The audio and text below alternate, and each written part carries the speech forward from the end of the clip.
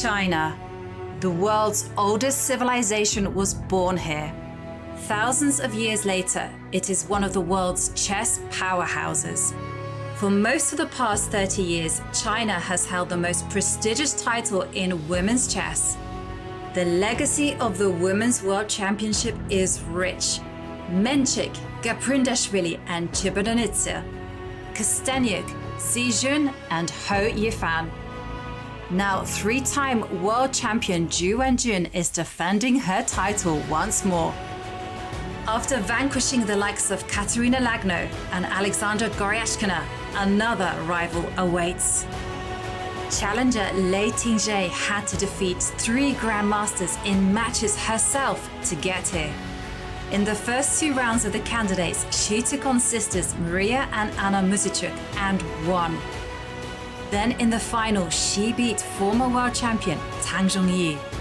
And that's it! Resignation! Lei Tingjie, the winner of the 2023 candidates finals.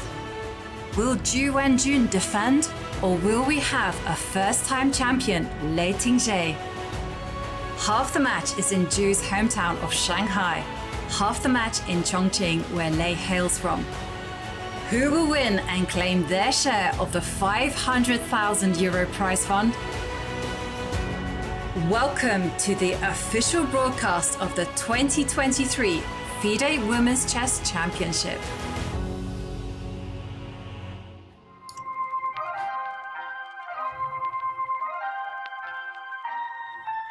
Hello everyone and welcome to a thrilling second day of the 2023 Women's World Championship, where the first half is going to be held in Shanghai, a place known as the Queen of the Orient.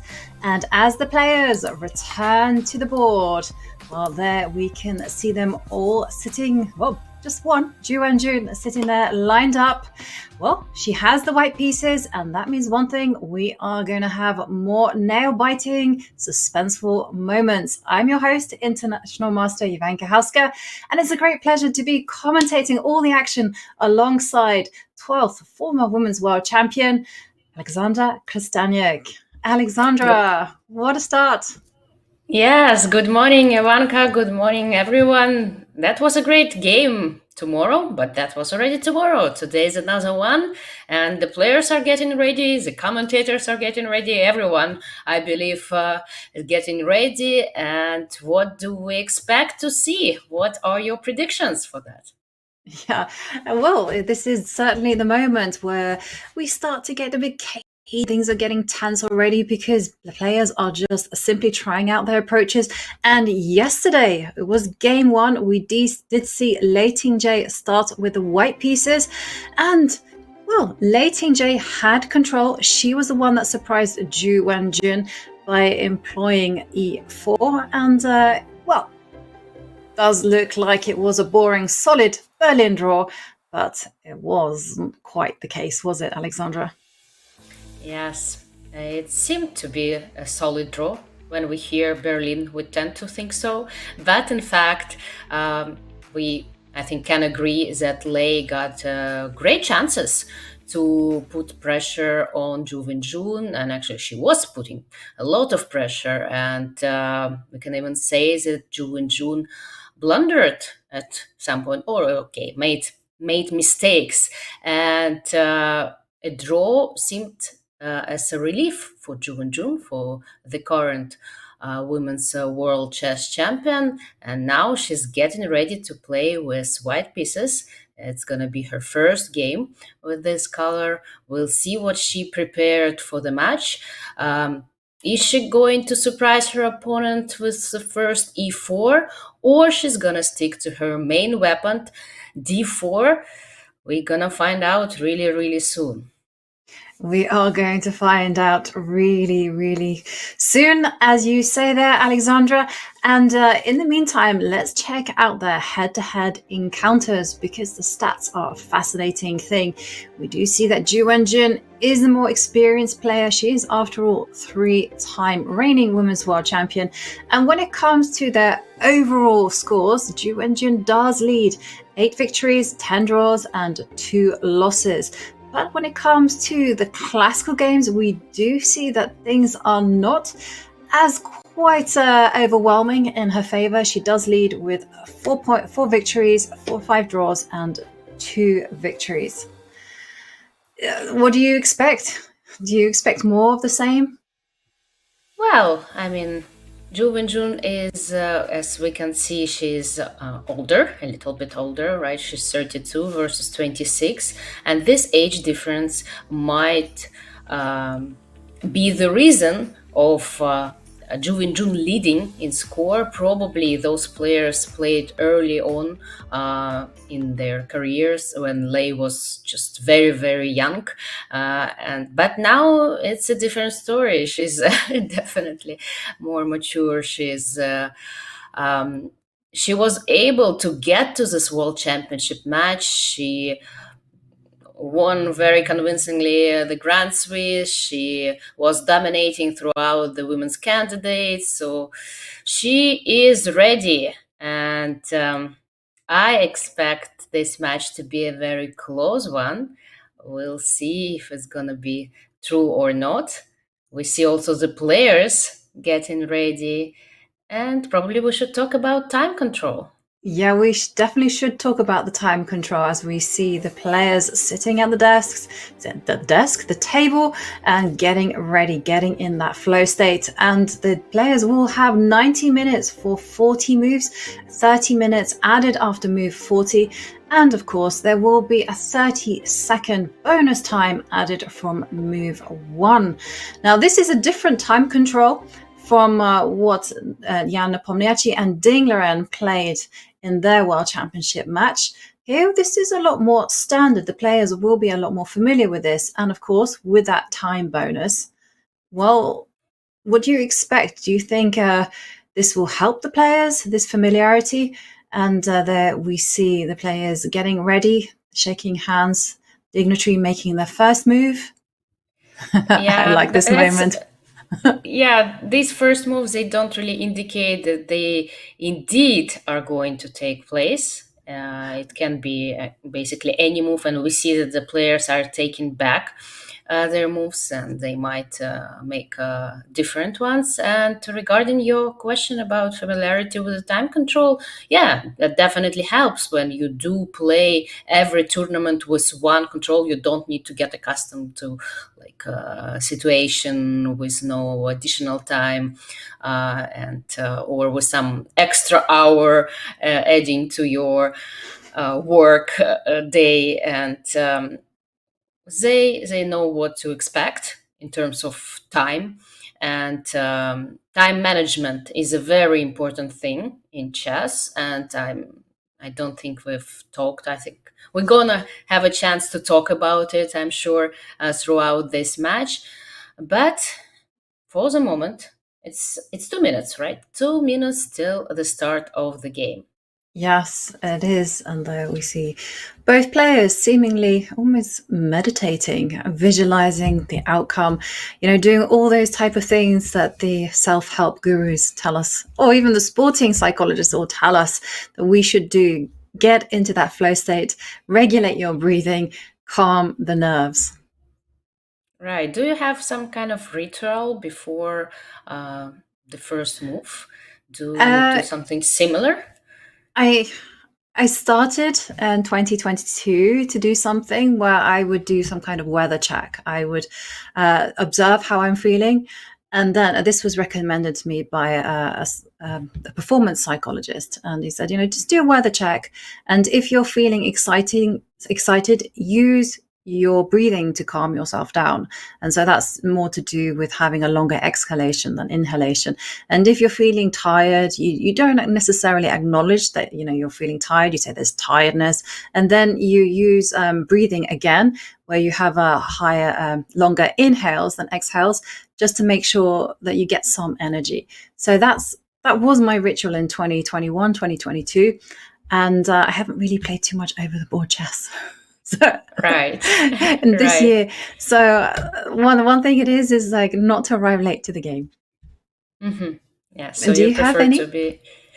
Well, yes, sometimes I do. Like I've created my own ritual for myself, but I don't always follow that somehow. Sometimes I just feel like playing, and probably I need to And focus more on my breathing. It might help. But yes, here we are. the handshake. And What are we? This is the big moment. D4. D4. D4. Yeah. We were discussing this before the show. We were thinking, will Wenjun stick to the familiar, pushing the queen's pawn forward, or is she going to take some risks and push that king's pawn? And Lei Tingjie opening with d5. Yeah, I did vote correctly. There was a poll going on Twitch .tv-chess about the first move, and I did vote for d4. So, yeah, good.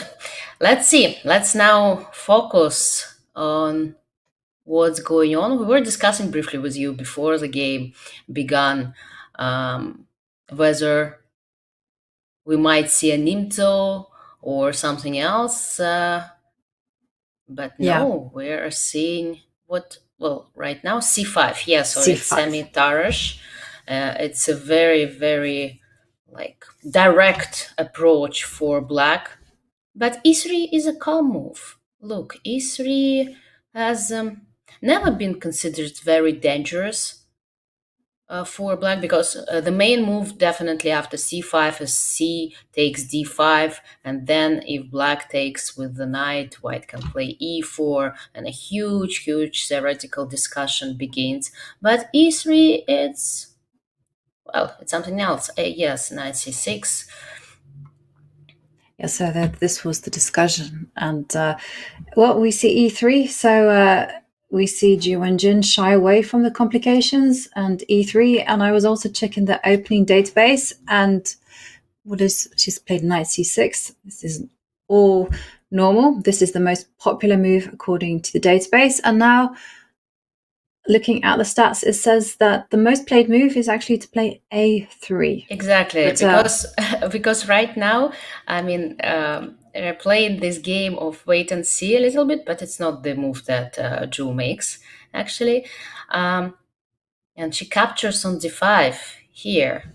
Okay, that's interesting. Because a3, the reason behind a3 is just to wait what black is going to do, and they usually play a6 and they continue waiting. And as soon as white bishops gets to e2 or d3, at that moment black captures on c4, like winning half a tempo, tempi. Yeah. And the same goes for black when they like develop her after knight c6. Yes, knight c6, a3, a6. A3, It's yes. one of the main lines. But okay, c takes d5 here is a little bit different. So white decides to take on d5, and now she can develop her bishop, I believe, after black recaptured. And I suppose, that's kind of one of the tabias of this line with e3. So the players will... Yeah, no, I was going to say it's an interesting opening choice from Wenjun, primarily because to me this looks like a reversed Panov Popvinnik. Exactly, yes. But you have that one tempo, which means that everything is okay, no danger. Right. And it is looks like a Panov variation, right? It can even Yes, it sometimes... But white just has that extra move, and so now I would expect knight to... Okay, she catches with the pawn. Yeah, for the moment, I think since the players are blitzing out their moves so fast, we can just watch what direction they will choose, and then focus on the positions that we get out of the opening, because it's going to, get like transposed every basically move they make to some different structures and positions, and everything is happening so fast that it's really hard to like focus on every single move. But as soon as they pause, we can get into details and see what they prepared and what kind of structure they are getting ready to play with. Yes, and well, the structure, as you mentioned, it has been determined by those that pawn capture in the center, and it does mean that both sides have a relatively freedom of movement when it comes to the bishops. So this bishop can either develop to e7, go to b4. It depends on your mood. Both moves viable, and also white pieces don't have any problems. It's just going to be all about those very old-fashioned classical rules of development. Get your king to safety, get your pieces on active squares, and then take it from there. And, well, she played bishop d6. Not the most Okay. popular choice. But definitely one of the possibility. Why not to develop your bishop to d6? It seems as a very good square, right? For the bishop, it takes under control many important squares, including f4 and e5. That might be quite important later on in the game. But still, I think we can expect two castles now, castle, castle, and then move something like bishop g5. Seems quite tempting to make, to pin this knight on f6 and to put pressure on d5. And of course, as you can guess, there were many, many games, including on a very high level, with the same move order, with the same position appearing. So I'm keeping track of Yeah. them. And when we get a little bit further down, I will tell you the names. Yeah, another move that is also seen in this type of position is simply for white to go h3, just to kind of say, well, I don't want you to develop your bishop out to g4 and do that pin, because that pin is somewhat awkward. But it does beg the kind of question that if we do see a move like h3, black naturally is going to copy and says, I don't want your bishop arriving on g5, thank you very much. And how is white going to... Okay, so we do see the move for castles being played. Right. So we've... And now Well, I Lei believe Tingjie... white can play h3 here, right, as well. Yeah, I mean, same they idea. can. And now this is the big moment where we see bishop Yes, bishop g5. Okay. Well, I suppose it's still a long theoretical line. Many, many games still with this position happening on the board, including very recent games from Sharjah Masters, for example, but there h3 was played instead of bishop g5. Mm-hmm. And yeah, bishop g5. So I would expect Bishop g4. bishop g4, right? But the big question is, can white use some tactics? Because there is this pin on the knight. So tactically speaking, if you can play bishop g4 and get away with it, then all is well. So just to reinforce, this is not going to work because of bishop takes h2 check. Okay, and then after king takes h2, queen takes d5. Yeah. To say it's like looks like a double attack. Apparently, this move is the most accurate one. And then you drive it back so that in order so then you can take the knight with your knight. And so if I go knight f4, no, after if you queen go d6, knight f4, then you play knight h6 or? Yeah, knight. Wow, apparently it gets very complicated with lots of pieces hanging. Too many pins. Nice Look move. how many pins. Two knights are pinned. The one on f4 is pinned, the one on f3 is pinned. This is loose, and then I have to highlight these two knights, which are vulnerable. So tactically, white can't play knight takes d5. So this is very important. Good to know, right? It's very important to know. Sometimes you play those moves that are automatically, being played by so many great players, and then when you happen to have this position in front of you in the game, you start wondering why. I mean, for example, nobody takes on d5, and if you don't know, sometimes it's quite hard to figure it out on your own in a practical game. So it's it's very important when you're studying a line, an opening line, to ask yourself those questions. Why nobody takes on d5? Why nobody takes on f6? Or, I mean, what would I play if I was white or black? Okay, yeah, I got it. I also feel the same way, because often you're going to get this type of position, and you're thinking, why should I be worried? And then you end up playing something else, something second rate, in order to deal with a threat that you didn't know how to refute. So definitely important to know your tactical points in your openings. I have it as a rule of thumb, as I try to, when it comes to opening, I try to memorize the sharp points. And if there's any trick, I try to store it in my memory bank. And I normally attach like little notes and little things. Like, for instance, if I have 4 pawns in the middle of the board, I always visualize like 2 stags headbutting each other. And I'm like, tension. so I think it's a good trip. Anything that will help trigger your memory. Of course, as long as it works for you, yeah, you need to somehow tag those lines to make it stay in your memory. Yeah. That's what I suggest. Definitely. And I just checking the opening database just to see what is running through Lei Tingjie's mind. She can play bishop g4. It's been played twice. She can also play bishop e6. That could be something else that she's considering, which is a lot more stable, reinforced control over the d5 square. But on the other hand, it does have a bit more of a passive vibe, because white will just simply go rook e1 or put the rooks on c1. And, just maximize their use.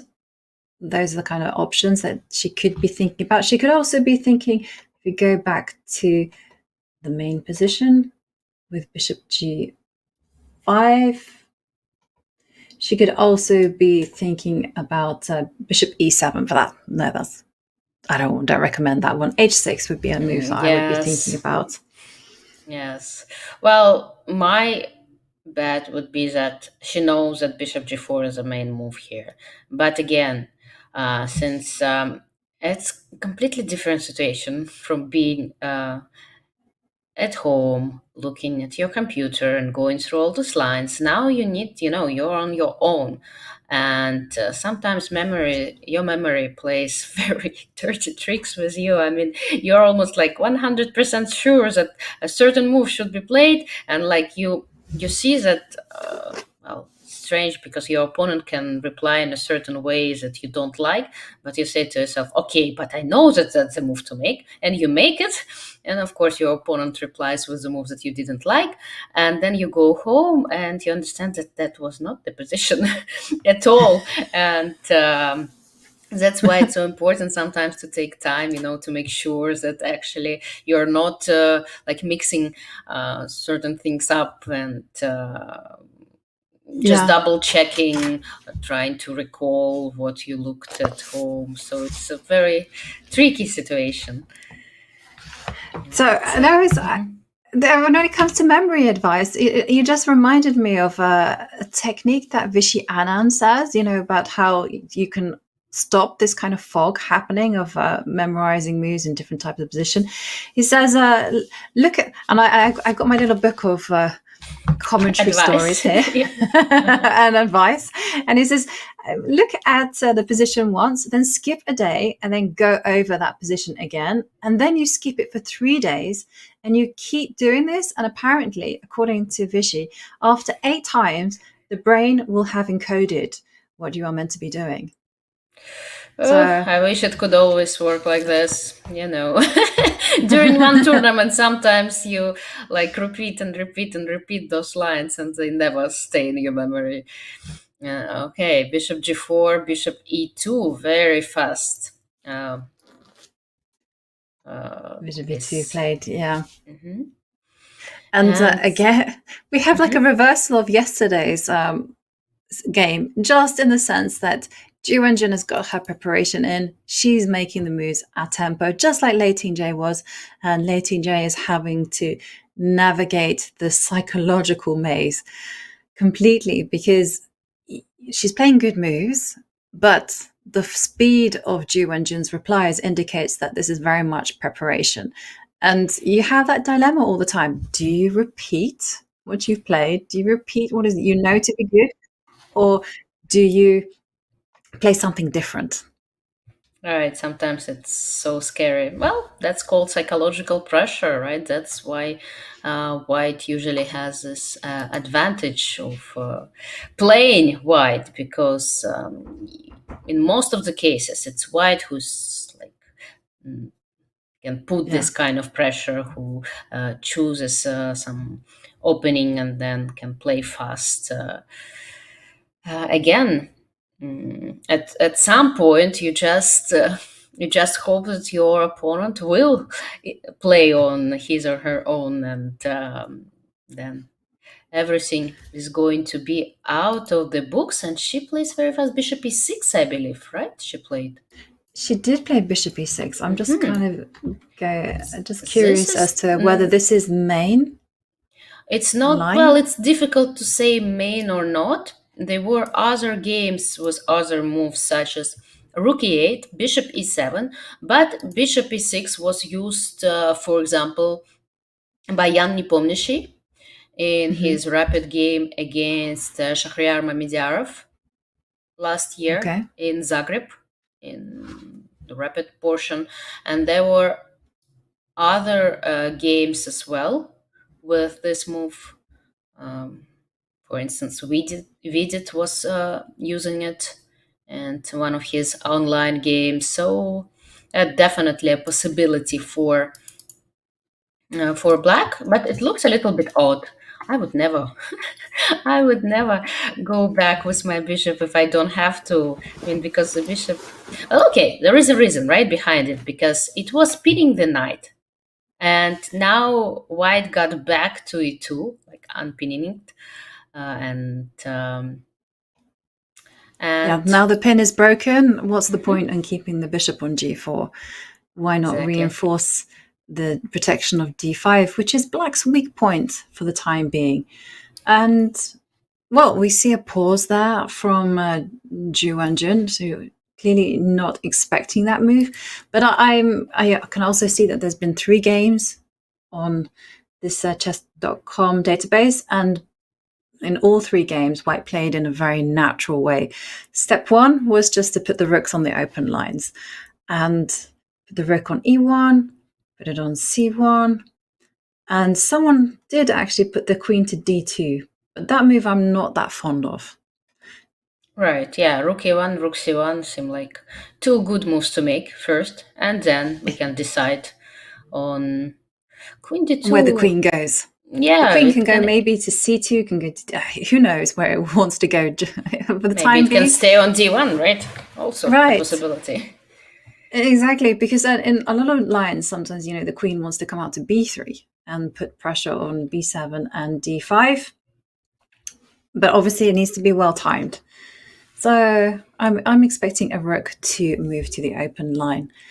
And that move makes a lot of sense. And I remember working with a Danish grandmaster, and he told me about the sliding scale that every piece has. And he says, he said to me, Ivanka, don't just have this idea that a rook is worth 5, a knight is worth 3, because this makes it very difficult psychologically for you to sacrifice pieces for positional gains. And he said, instead, if you just think of it like a rook is only worth 5 if it's on an open line, then you can start to appreciate the value of what it's doing. And the same with a knight. A knight is only worth, it can be worth 3, it can both be worth up to 5. If it's stuck there in the middle on an outpost and can't be chased away, then it's worth way more than 3. And so I was like, oh, I like it. And this is a nice way to think about chess, and just to psychologically make sure that you are able to sacrifice those pieces when needs must. Right. Yes, maybe sometimes we just have these thoughts of pieces being so valuable, and it's so hard for us to sacrifice. But yeah. You've never had that problem? of sacrificing No, pieces? I did well because sometimes, especially with sacrificing exchanges, you know that Yeah. because I've had some unfortunate decisions of mine where I did sacrifice and I overestimated the initiative and I lost eventually. I didn't have to sacrifice, the positions were equal. And then in my next games where actually I have to sacrifice and I understand, well, that it's tempting and it looks nice, but I don't dare to. And I just end up not to. And then you get back home, you check, and that was strong. I feel you. tricky. This is what makes Yeah. chess very complicated because when you do get ambitious and you're like, yes, this is it, I'm going to throw caution to the wind, and then it's completely unnecessary and everyone criticizes you. And then there are moments when you should be doing these things, but you remember the past traumas, and Yeah. so it's good to always I think somehow or other, I think you always have to play a chess game with a clean sheet. Just like Yes, of course you have to, but sometimes you just don't know. You know that sometimes you tend to overestimate the initiative, for example, and you yeah. calculate, and okay, a certain sacrifice can seem tempting, but then how, strong your initiative really is. Sometimes it's so hard to evaluate, right? We're not engines. You just press this button, you see like +3 evaluation, you say, okay, that's strong. But during a classical game, you never know. Okay, but Lei looks so so angry. Rook e1 h6 was played. Bishop h4. Yes, and the question to black right now: what's he gonna do about this pin on f6? Because those kind of pins, they're annoying. They can be seen in all kind of openings, and you cannot really, play on with them because, well, then in that case, the queen on d8 needs to protect the knight. It cannot move away. So you have to protect yourself from this pin somehow. And there are just basically two ways possible: either to play g5, well, which has its own Yeah, so she plays bishop consequences, h4, g5. It is a or, possibility, but it does or bishop require e7, nerves of right? steel. Yeah. Again, yeah, exactly. G5 looks so scary to play. For example, in the games that I mentioned between Mamedov and Nepomniachtchi, Jan did play G5 a little bit later on, and Yeah. probably he did regret his choice because, okay, G5 weakens many squares around your king, and it can Yeah, help this is the white to get problem an with advantage. pushing pawns. You leave behind weak squares, and certainly this is something that will make Wenjun feel very optimistic if she entices g5. It might be a great move, but in terms of risk and the margin of error for black, suddenly it will be very much weighted in white's favor because black will have to tread very carefully because any mistake once you've played g5 will be costly. Exactly. And saying that and having that in mind, I start to think about bishop e7, which also, this option after h6, yes, here, somewhere here, or a little bit later on. But again, that means, putting your bishop back away from this h2 b8 diagonal and giving some Yeah. possibilities for white to explore the e5 square, for example. Maybe after playing rook c1, knight e5 might follow. So it looks a little bit passive, but maybe quite solid. It And definitely does not look as risky as passive. g5. Mhm. No. But then you do have to ask yourself, why did you develop the bishop to d6 in the first place if you're then Yeah, going to lose time and then go bishop e7? So I do feel that Nepomniachtchi's approach, although risky, is perhaps the correct one, to go g5 and simply play with your king exposed, but you just have to know the path to neutrality. ooh, yeah, but is it an easy one? For example, like, some engine can say and can suggest G5, right, and can show some Yeah. evaluation about equality. But when making such moves in a practical game, when preparing them even at home, you should understand that you are going to be on your own in when playing. And I mean, it seems so Yeah, risky. It it seems is. just way too risky to me. It is risky. I think you have to, like, if you're going to play g5 and play bishop g3, I think afterwards you have to back that up with a lot of activity, because I always think of like pawn structure, piece activity, something that you have to balance. If your pawn structure is bad, then in order to balance the scales, you need to have really good piece activity. And I feel that there's some risk with black's king, so you need to go forward like some 94. You know, Go step all up in with the game. again. Yeah, you have to go all in. You absolutely do. But the question is, do you want to go all in so early in the match? It will set the tone, right? But one thing I have noticed about Ju and Jun, especially, is that, and also it was a trademark of Ding Liren and Yang Nepomniachtchi, is that when they played each other and they lost, they gambled, they went all in, and then they invariably got that comeback victory. Yeah, that was an incredible match indeed. I don't think we're gonna witness something similar in the years to come, because it was really unbelievable. Every day was a roller coaster with so many decisive games. Just hard to imagine.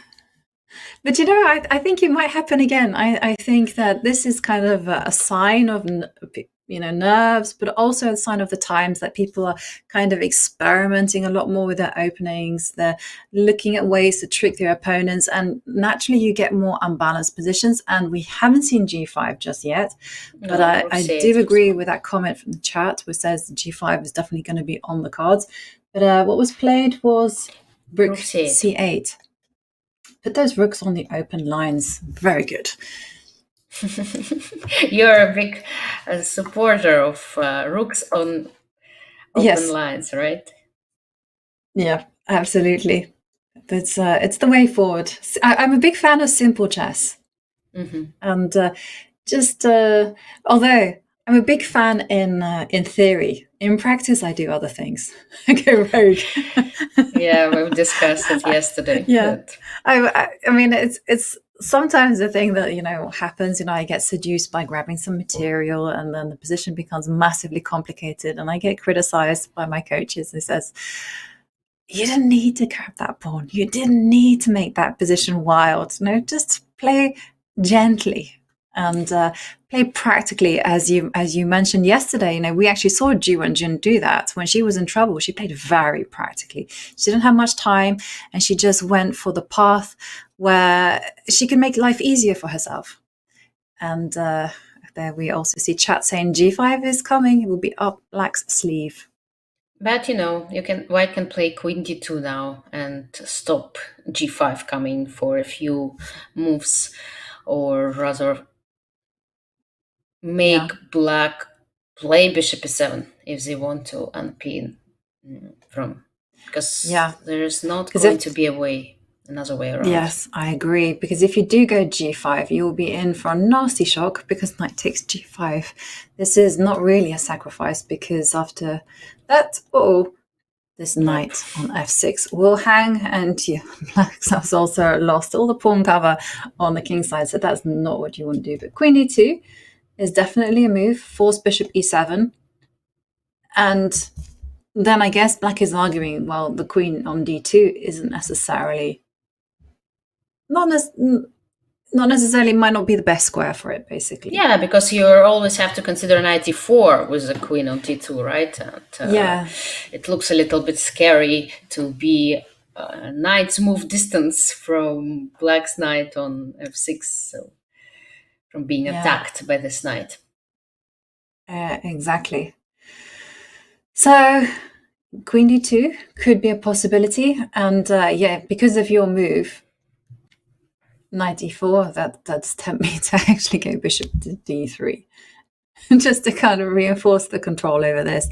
And the game kind of continues. I'd feel like, again, black has to maneuver the pieces to better squares, maybe make some trades. Even here, you But have to how? calculate 94. What are you going to do after 94? You always have to check Hmm. if those complications that happen after this move are in your favor. Maybe just Uh, capturing on e4 here works pretty well. Bishop takes e4. Bishop takes e4. And Yes, yeah, I was thinking the knight, but I like this bishop takes e4, and then what else to do? Pawn yeah, because takes, because you're always gonna capture this bishop on e7, and it's gonna attack the queen, so that's gonna give you some extra time. well, bishop takes h4. I believe black has to Yeah, play, but in but then that you case, step back. You or step I back can with the simply bishop take on anyway. h4. I was why Ah, knight takes yeah, h4, yeah, d takes e4, rook takes e4, and I have an extra pawn. Well, some compensation for yeah. black, of But an course. extra pawn is good. It's extra Yes. material is always something to make you smile, especially me. So no, not quite 94, but definitely something you need to be calculating on every single move to other. Exactly. If you put your queen to d2, yes. Yeah, You don't have to. You can play rook c1 if you're not scared, if you're not afraid of g5, and I see no reason to be afraid of, right? I mean, since it looks yeah. as quite commitment. So rook So rook c1, c1. g5, bishop g3. But black is always going to be doing this knight 94 idea, right? Mm-hmm. Yes, probably. But what if, are you going to play f5 if I play bishop d3, for example? Are you going to play f5? Or it's too much? Is it too much? It's tempting.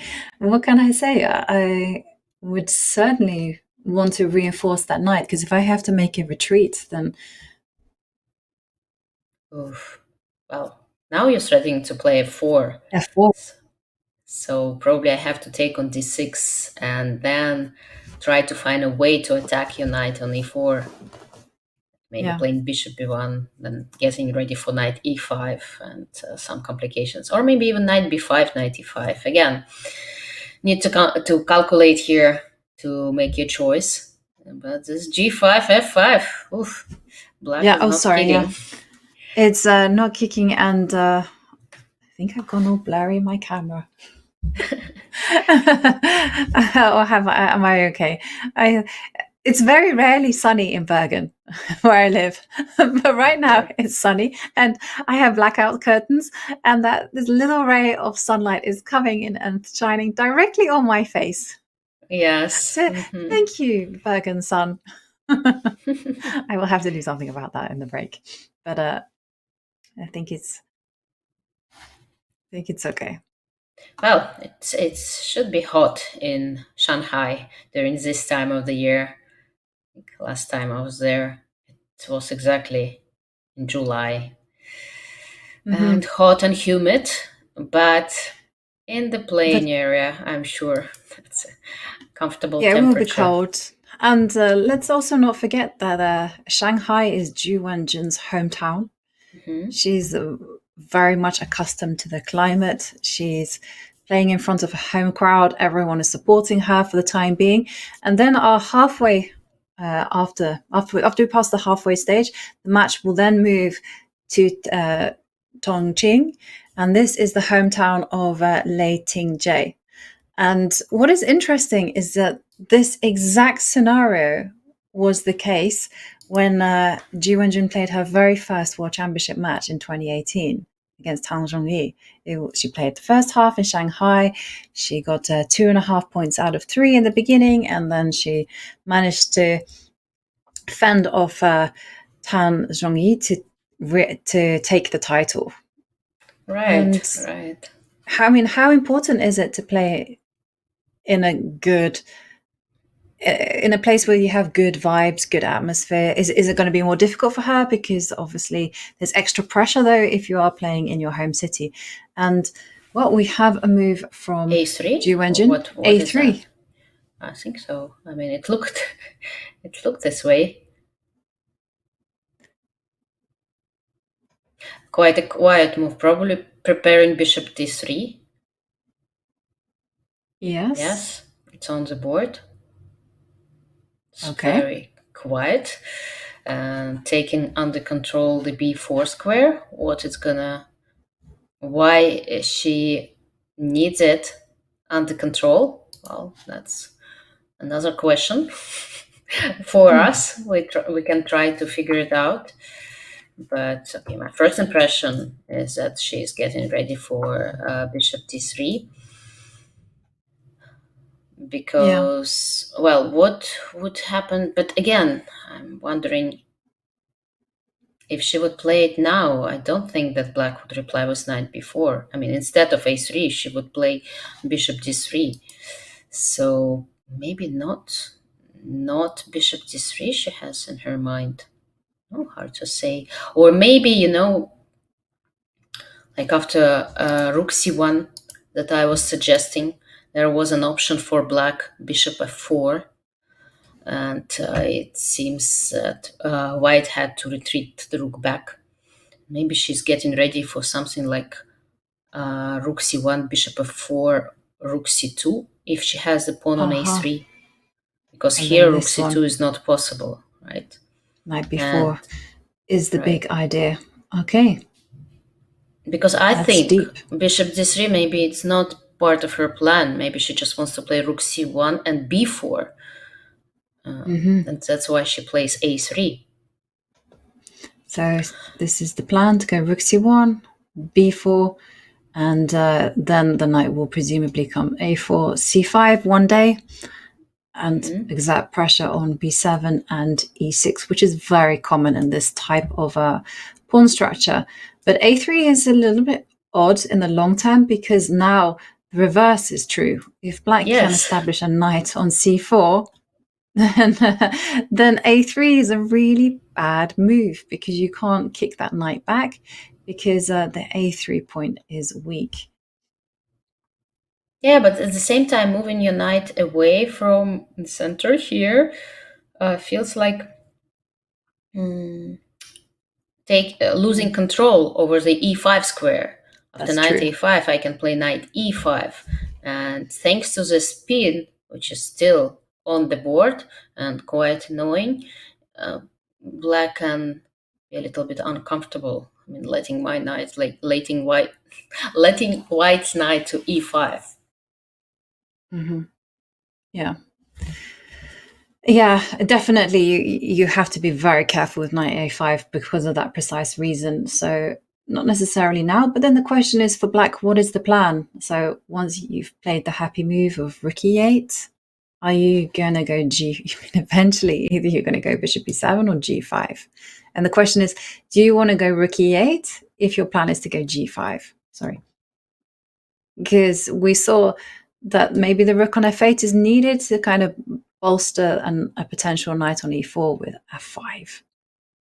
Well, rook Knight e4. e8, yes, and I can, pin the knight on c6 by playing bishop b5. And you see, after a6, bishop a4, b5, bishop c2, a3 can be helpful at the end. That is very true. And again, black has the annoying problem. Like, what are you going to do to unravel from this pin?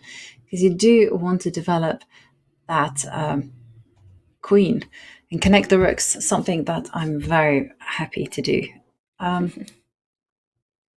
Yeah, Knight and when e5. getting back to your question about being comfortable to play in your home city, June last match he won was the match that where they played half of the match in Shanghai against Alexander Goryachkin and half of the match in Vladivostok, like the Russian territory, and probably Goryachkina was more comfortable over there, so she still won that match even though she needed to play the second half, like the most decisive part in Russia.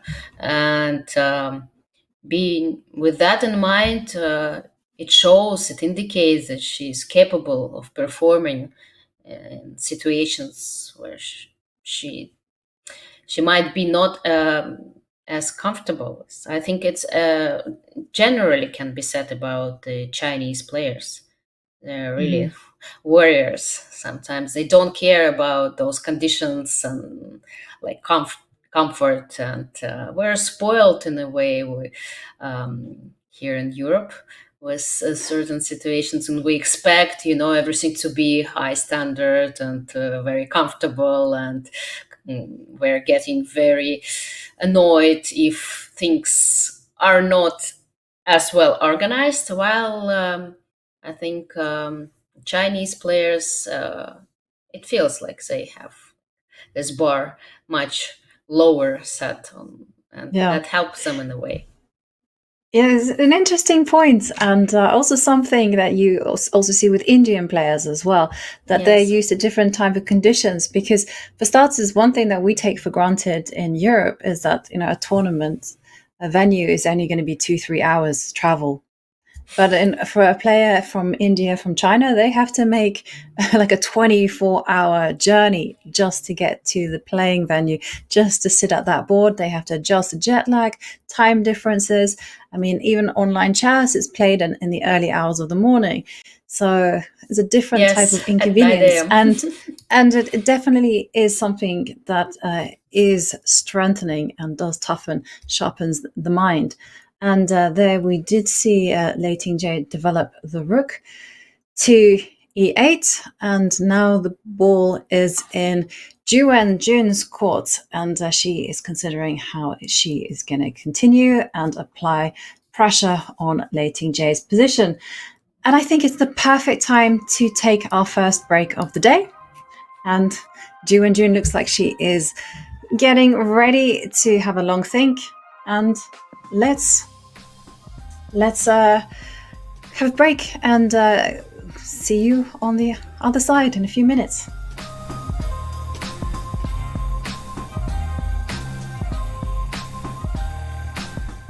Chess Kid is fun. Chess is great for the brain, but it's also fun to play. And Chess Kid makes it easy to have fun. Whether your child is a total beginner or a prodigy, they can hop on and find a well-matched opponent from around the world at any time. Chess Kid is the safe, parent-approved way for your child to play chess online. Chess Kid is educational. To kids, it feels just like playing, but chess is a great way to learn patience, strategy, and critical thinking. Chess Kid features a comprehensive training program that guides kids to level up on their way to mastery. There are more than 50,000 chess puzzles and a whole library of entertaining videos that teach strategies, tactics, openings, and endgames specifically for kids. Chess Kid is easy. Whether you're a parent helping your child, a coach managing dozens of kids, or a school of hundreds. Signing up is free and easy, so what are you waiting for?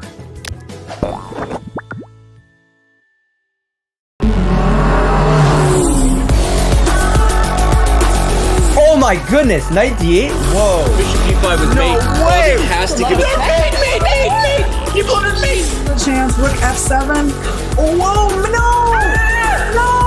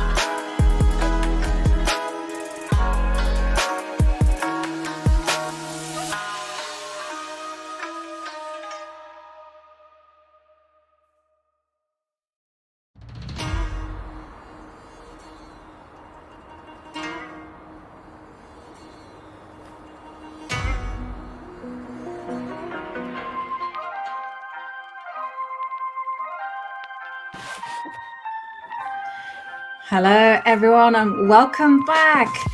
For those of you who just joined us, I'm your host, International Master Ivanka Haska, and I'm commentating alongside the awesome Grandmaster Alexandra Kastaniuk. And we are in game 2. We just passed the opening stage, and it's been a cagey start. It did look like Wenjun got her preparation in. And now we did see that Wenjun quickly moved the bishop out to the b5 square. That was the move that came during the break, and now it's Lei Tingjie's turn to start thinking. Yes, welcome back, everyone.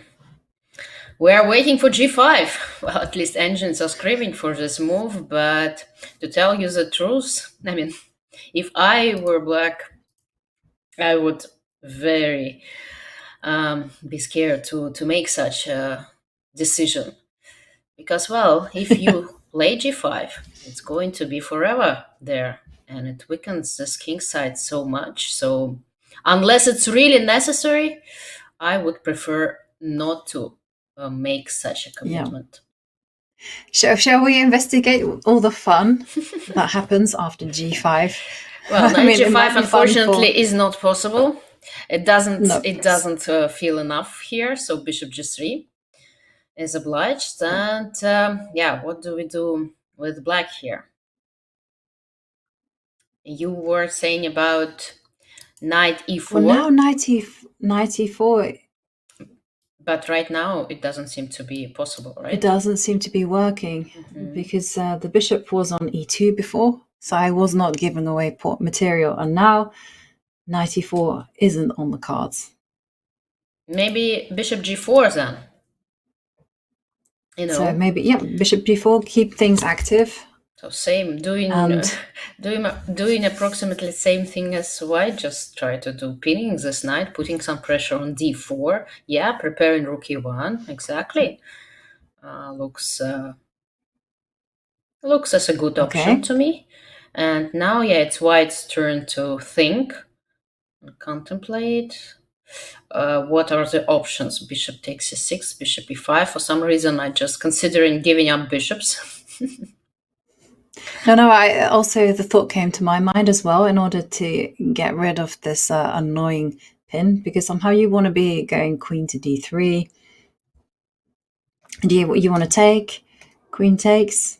No, I don't really want to take. No, I didn't want to take. Okay, you don't want to take? Mm-mm. No, okay. I wanted to play bishop e5 with bishop takes e6 or without, but a6 was played. A6 played, okay. And with that being said, it feels to me that Lei, she's not gonna play g5. For some reason, she's just making every other possible moves but g5. So maybe she's not. It's not a part of her plan to make this move.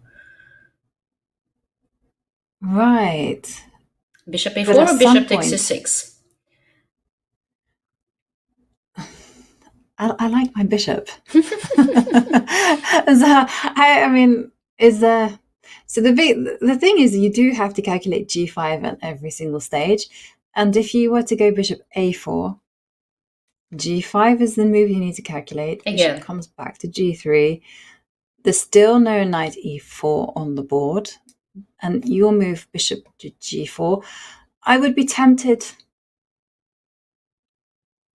to somehow or other, I'm very attracted to primitive style chess, and I'd love to go to bishop c2, put the queen on d3, yes. battery, and you follow up with your idea of bishop e5.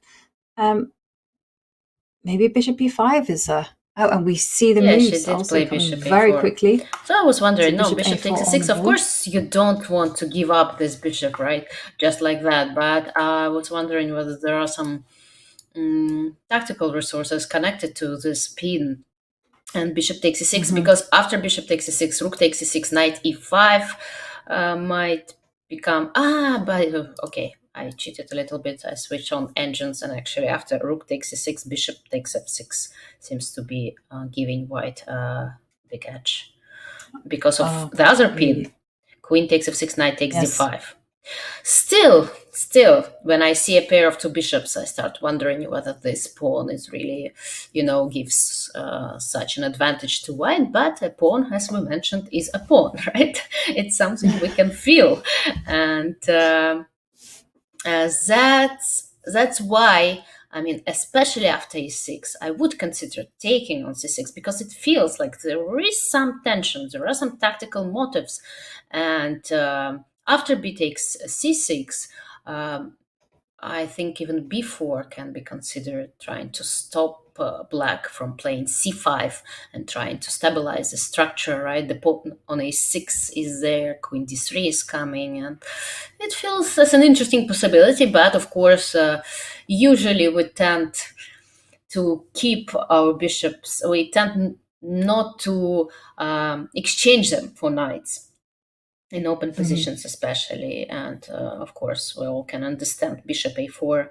moves that Wenjun made quite clearly. I think bishop takes knight is a very difficult, bishop takes f6. It's a very difficult tactical spot because you're not instinctively looking in that direction. So, and like you say, in the hands of an engine, an extra pawn is going to be amazing. In the hands of a human, who knows what nonsense they can get up to. So, yeah, I kind of see the attraction on just retreating the bishop to a4 and maintaining the tension. And again, the big question is for black, how are you going to do something? Because if you're left unchecked, then the white queen will lift up to d3, and then the bishop will come to c2 one fine day. And a piece will appear on e5. Yeah, but right now, after bishop a4, again, those engines, they are screaming for b5, bishop c2, g5. Wow. Yeah. To actively provoke the bishop to c, and then g5. Very in Lei style, I would say. I mean, remember yesterday, she was pushing her pawns forward so fiercely. I mean, g4, h4, everything. I mean, and why not try to? I mean, why not give it a try with with her black pawns as well? But the queens are still on the board. Yes. Oh, really? Heightens the element of risk here. So it is in her style. It is very much in her style. She promises us fighting chess, and she certainly delivered that yesterday. And how does the computer suggest backing up g5? I believe, well, I switched it off, but I believe instead of bishop g4, it suggests taking on g3 and playing queen b6. Preparing before. Preparing moves so in fact the idea is positional. Yes, of course, taking some space to attack the d4 pawn. He just evaluates that probabilities of creating an attack for white are very low. He believes that the knight on f6 guards the king very well, and there is no way to distract it somehow for the moment. Well, it just just believes that interesting. His attack on the queen side is stronger and faster. Yeah, because the move that you want to be playing is queen d3, so that you can. So my plan was to reinforce the protection of the rook, the pawn on d4 by moving the rook to d1. There you go, I'll get my arrows right. And then, once you've done that, then the knight can jump to e5. But the computer is cold-bloodedly saying, no, it doesn't trouble them at all. And that b4. So after queen d3, b4 is a move? No, he plays something like king g7, knight a5. King G7. No, not b4 at all. I mean, no. Yeah. That's interesting. It is, but still, rook a to It's just c1. interesting because I wouldn't have said that black was equal in any way. And this kind of position, I would say that white is the one pressing, and white has the possibility of jumping with the knight e5. It visually looks good. Yeah, admittedly, there is no. Admittedly, there is no concrete posts that you can really put the knight in to attack. You really want a knight on f5. It's not going to get there. You really want to destabilize these g5 pawn. It's difficult to do. You need to chase away this knight on f6. Not happening. But if the plan is knight a5, knight c4, maybe black can do it straight away. I'm not sure it's the right plan, but maybe putting pressure on the b2 pawn is the way to go. Ooh, critical. It's very computer-like. Yes, it is. As the human because would be worried for about what's example, here happening on knight the takes king g5, side. for example, right now would worry me terribly, and then followed by rook e5. No, I'm not sure it suggests knight a5 here, but I'm just. No. Yeah, you see, there's a val bar saying, okay, your attack, I don't care about it. I will just go king f8 after your check on g5, and that's it. I have an extra knight. Who knows? Knight c4 probably here. I have my plan. Yeah. I don't know what you are doing, but I'm bringing my knight to c4. Yeah, we have to show that. Knight comes to c4, the rook takes, the king goes f8 and says, hey, What's I'm next? completely untroubled. Exactly. And it's a sad day for humanity, but the computer is right. There really isn't that much that white can latch onto, because the knight on f6 and this bishop on e6, fantastic defenders. Yeah, exactly. Interesting. So the question is Lei gonna dare to play so aggressively? Hard to say. Well, if you've seen it before, if you've seen this idea before, then of course it's in your pattern recognition database. You can then play it boldly. But if you're working this out, it takes a special type of character. I do happen to, as you mentioned earlier, that Lei Tingjie is an aggressive player. She's very direct. Well, it is within her means, but I don't think that she will back this up with just, putting the queen on b6 and knight a5, knight c4. Right, still hard to believe, yes. Yeah. But she needs to make some moves. What else?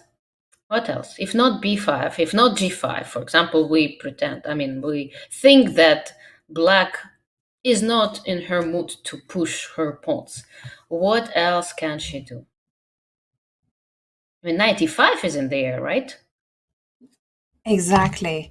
So, really, you do not want to be making moves like bishop e7. Come on, what is this? This is just passive stuff. Because, like you mentioned, knight e5, immediately just comes in, unsettles the knight. Nope. That one just, it feels, ugh. Maybe there are no other moves. That's what I want to say. Maybe just the only possibility.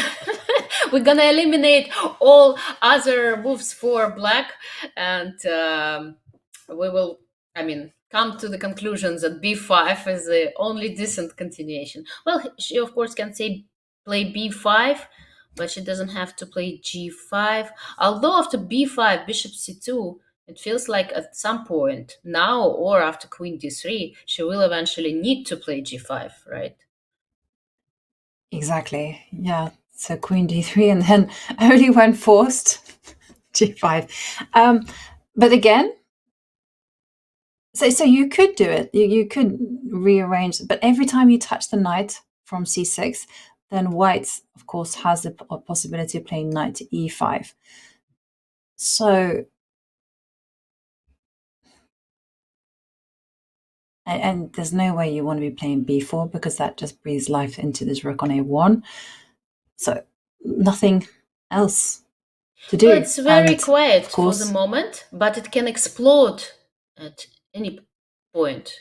It's quiet, but then a few moves like b5, g5, and it will get completely messy. Yeah.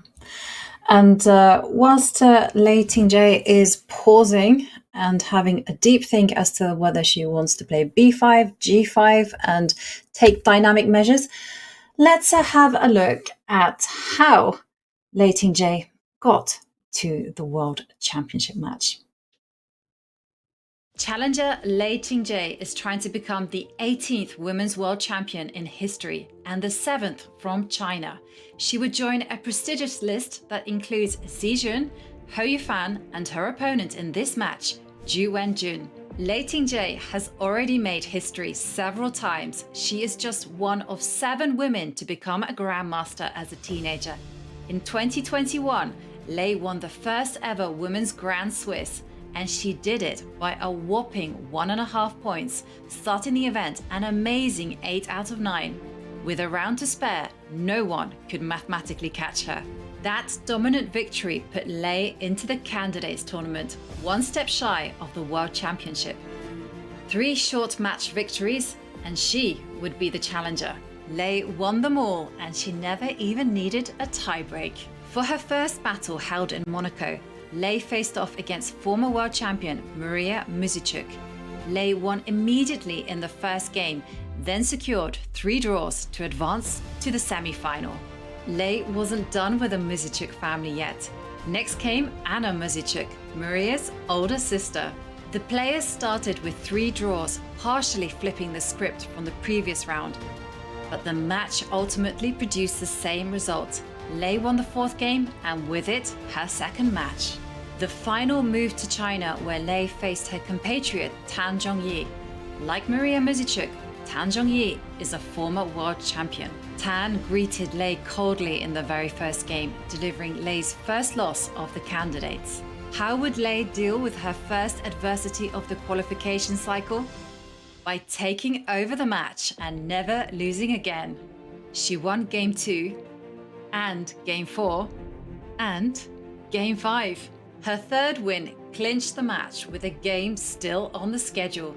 Just like in the last round of the Grand Swiss, it wasn't needed.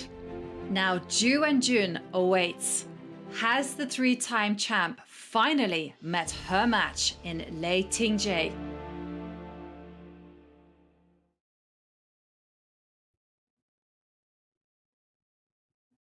A very impressive candidate there in Lei Tingjie, and wow, her journey to the World Championship match has been absolutely stupendous. It all started in 2021 at the Grand Swiss, and there you mentioned that she just had one shot at qualifying into the women's candidates, and she took it. Yes, exactly. Just one tournament abroad she played that year, 2021. She won it. Next year, just the only tournament she played was the candidates. Quarterfinal, semifinal. She won it again with flying colors. And then she was back to China, where she won the candidates final. And now she's playing against her compatriot, Wenjun, trying to get this crown away from her. Yeah, huge. Definitely very motivated competitor. Like you mentioned, that just played one tournament per year, managed to get it. And of course, in the candidates, she faced off some tremendous players. You know, Maria Muzichuk, a former women's world champion, Anna Muzichuk, one of the few women to have crossed 2600. And then, of course, Tan Zhongyi is also also one of her best friends, actually. They both grew up together in Chongqing and became grandmasters together. So tough competition there. And what's impressive for me is that she hasn't needed a single tiebreak whatsoever. It was completely unparalleled. And in terms of rating, we also have to mention that Lei Tingjie is number 4 women ranked in the world. She has in her 2550 something. Let me check. Something. Yes, it keeps changing, but I remember that she rose very, very fast to like over 2550, 2554 she has right now.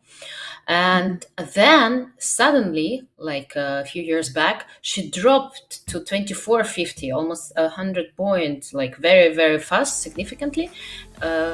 And it didn't last long.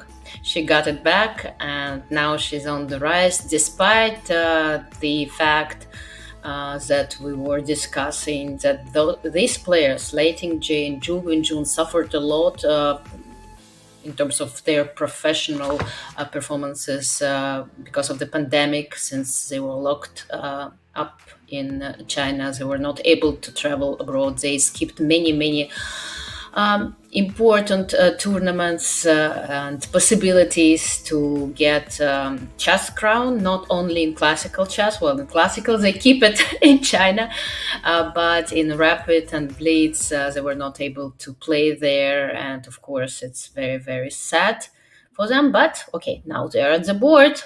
What was the move that Lei just played? She made some move.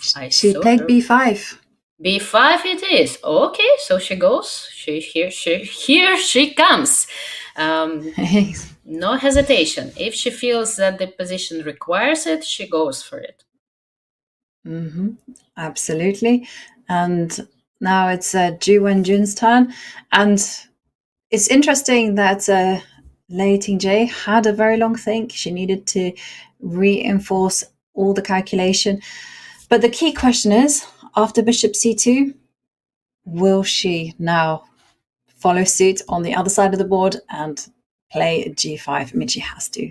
She has to do it. Does she? This is not the time for bang. That's an interesting question. Now, I'm wondering whether Black can, just withhold making this move for the moment, like play knight a5 straight away. So after bishop c2, what will Black play? Knight a5, knight to a5. Oh, knight a5. Okay. Yeah, but in that case, I think that queen to d3, setting up now this battery. g5. Yes, but now g5, maybe knight takes g5 is an option, actually. With the queen and the bishop being already on this diagonal. Okay, white sacrifices a piece for 2 pawns, but this pin is still on the board. And of course, you can't play bishop e7 because, whoops. Because rook takes e6, probably. Rook takes e6. Takes e6, yeah. Rook takes e6, and then, oh dear. Yeah, queen checkmate isn't making. g6, and there will be a checkmate on the board. The king goes to h8, bishop takes knight, remove the defender, and then checkmate. Yes. So we don't want that. So, okay, knight a5 is a possibility because queen d3, g5, you can do this piece sacrifice, which looks very dangerous. I wouldn't want to be facing that. But then, could you be cheeky and just say, I don't care? And play knight c4. Knight, yes. There and the can answer be is knight no. d5. Knight takes d5, I think, right? Or probably bishop takes f6 first, queen h7, and then knight d5. Because after knight d5, g5 is still possible. I mean, extra, this extra work. Yep. We try to eliminate it. Yeah, king f8, knight takes d5. And there is no safe place for the king to hide to. So those answers my questions. So absolutely not. Queen d3, you need to deal with that threat. But how to do that? Yeah, that's probably why g5 is needed after all. If you want to start playing on the queen side, if you want to start moving your knight away, because if you let white set up this battery already, it might become tricky with this g5 possibility. It's still quite a move to make, right? You still have to understand that by making this move, you weaken the position of your king. And yeah, even though engines keep suggesting this g5 possibility, like every single move, it requires even now. Yeah, I think so. I'm not sure with knight a5. I didn't check it, but knight a5. I was just wondering whether Black can, start playing on the queen side. Yeah, even now, because after bishop takes g5, it says there is bishop takes h2 possibility. And somehow it holds there, but it's not so obvious. What here it's knight g4 probably, but it just makes some kind of perpetual. It goes king h1, instead of king Oh, takes yeah. h2. Then bishop b8. No big deal. I don't know what is the key behind. Yeah, there is no check. The pawn is not on g7, so bishop takes f6, queen h7, knight d5 apparently doesn't work. There is no check on h8. Okay. Yes, of course, because the queen is covering the h8 square, so this doesn't work. Yes, and after bishop b8, it goes back to g1, king to g1, then back to h2, bishop h2. Okay, that's a draw. Fair enough. We're all happy. Hang on a second, but why does black, after king to g1, why does black have to take? There's a No, weird don't repetition. say it. No, I don't know why. I don't know why, but it just delighted. It suggested for a second, and it seemed so funny to me. I'm not sure what is the. Is it Because, so 95 you went knight a c4. threat? Why would the. Probably, you know what I'm thinking? No, it doesn't work. It does. Knight c4. Okay, let me see. Because I thought that maybe with king on g1, knight takes d5 might be a threat.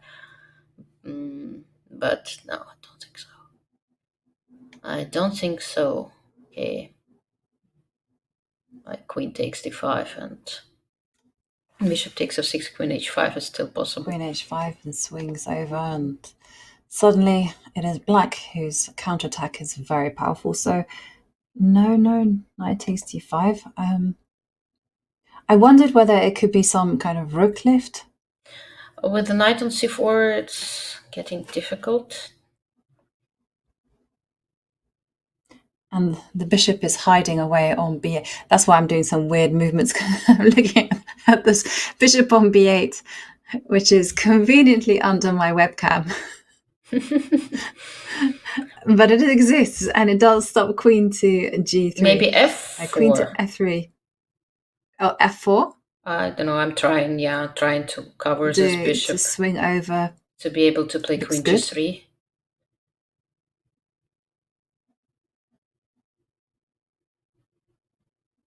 Still very dangerous position to have.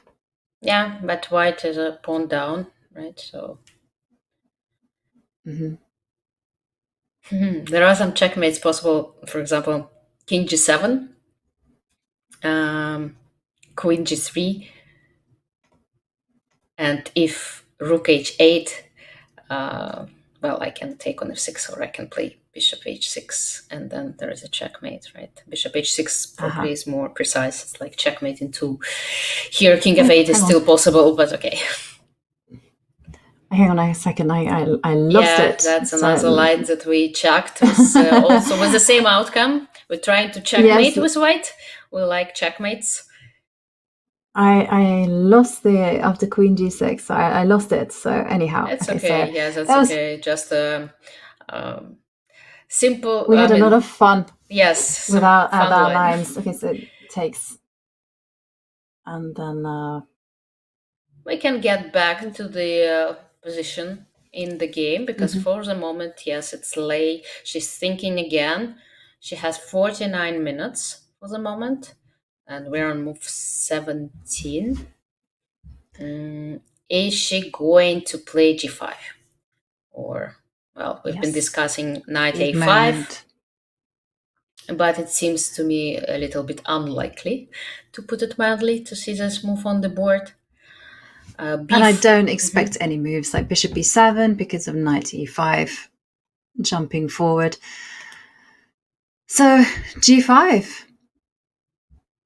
She might consider putting her bishop to b8, but also quite, I don't know, it feels a little bit unlucky to me. It does feel like you're not quite playing actively enough, because white is getting everything that they want. The queen comes to d3, threats there on h7, and as you've indicated by your previous line, anytime like black goes g5 and there's batteries in operation, it's not a given that the bishop will retreat. There might be some knight takes g5 in the air. I feel that the more black waits with this decision, the higher the risk involved. So it does feel it's now or never. Yeah. She is looking in that direction, and you can see that her hand is poised. She wants to play g5, but can she find the courage to do it? Sure, really, because as we've look said at many her times- eyes now, eyes direction. She's eyeing at the queen side. She's not looking. That's true. She's not looking So in you that think that direction. she's going to be? So you think that after knight, maybe she's going to go knight a5? Hard to believe for me. I mean, it's so counterintuitive to move your knight away from the center, even for the moment, because knight if no, she does play it. She didn't She look at was it, but tricking she just, us with her eyes. Well, apparently I'm not that good in eye reading, right? Yes. Well, it's interesting because last year I was reading a book called Think Like a Grandmaster. Think Like a Super Grandmaster by Mickey Adams and Philip Hurtado, and there they were using eye tracking experiments. And judging from what we just saw on the camera there from Lei Tingjie, it did look like she was focusing on the queen side. So maybe she was already thinking ahead, like Yes. g5 is a given, and then after that I'm going to play queen b6 or something. Exactly. Maybe she already decided for herself that g5 is going to come, so she is going to play it, and she was calculating the position after bishop g3, and at this point she was looking at the queen side.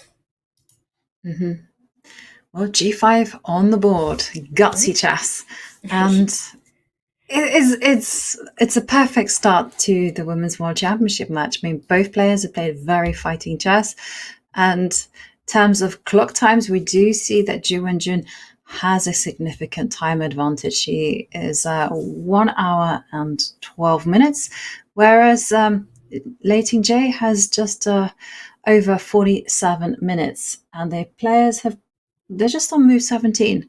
So bishop g3, of course. No other response than that one.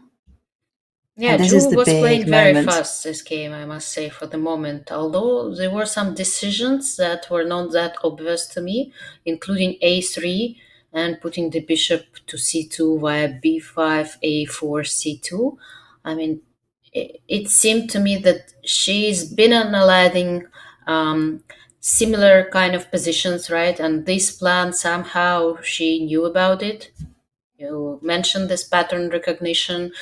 But again, I'm sorry, whether she had to play bishop a4 remains quite a mystery to me. Yeah, that was a decision all the way back to here. It was possible for her to play bishop takes bishop takes c6, and there was a nice tricky point that after rook takes bishop takes knight, and well, white can steal a pawn because of this lovely pin along the e line. But that wasn't played, and we go back to the position, and now we're at this point. Bishop to g3. She captures on g3. Okay, well, h takes g3, I suppose. Yes, it is on the board. And what's next? Is she gonna play queen b6? And is she gonna do it? I think she will. It's a natural move, but it's a very bold one, because you just have to have complete faith in the defensive setup of this knight on f6 and this bishop on e6. But once you've established that they are untouchable, you can break my golden rule and move the queen to b6. I have this rule in chess that when your king is a bit shaky, like these squares, the queen should always keep a close eye on the king, just in case. Well, but it's and going to b6 on the board. Right. Excellent stuff from Lei Tingjie. She's playing the most critical lines, and now it is in Wenjun's court. How is she going to continue? I mean, once she digs deep into the position, she understands that it's not easy to break apart this defensive construction. It would be a very frustrating experience for her, indeed. Yeah, because she might Again, this a6 move after bishop b5 seemed as an inaccuracy to me, but after bishop a4, it worked out great for black. I mean, b5, g5, very powerful game so far for Lei. She's very determined, even by looking at her face. I might be wrong in reading this eye tracking. I mean, not very good in eye tracking skills, but definitely, I mean, when I look at her, I feel, her determination, her power, like belief, self-belief in a way. And that's what I'm explaining to my daughter when she plays tennis. When you go to the court, I mean, even before your match begins, your opponent should just understand that you're here to win. I mean, you came to win. And that's a very important part of the psychological battle when you sit at the chessboard, when you just starting to adjust your pieces. Your opponent just has to understand that it's not going to be an easy walk, that you're going to do everything that is in your power to win that game. It's a battle after all. It's a fight. You need to be a fighter. And yeah, sometimes it's hard. Sometimes you don't feel like it. I was playing in the Global Chess League now in Dubai, and there was a cricket player. I'm not following cricket. I don't know the name, but he's played for Australia for many, many years. And he's like the hero of the game. And people who follow cricket knows him. And he was saying, yes, the same thing. He was saying, well, sometimes you just don't feel like it. You have your headache. I mean, you don't. I mean, your energy level is low. Just I don't know. You're worried, but it doesn't matter. You have to make your opponent believe that everything is in control. You just come there, and maybe you're just about to. You just feel like not playing at all, but you just come there and you demonstrate, you kind of bluff your way, and that's a part of this battle to make your opponent believe that it's not going to be easy. Yeah, I agree with you completely. Impressions count. And if your opponent feels that you are there to win, that you are going to cause the most resistance possible, then again, it is very, very important, because chess is not just a battle of wits. Oops.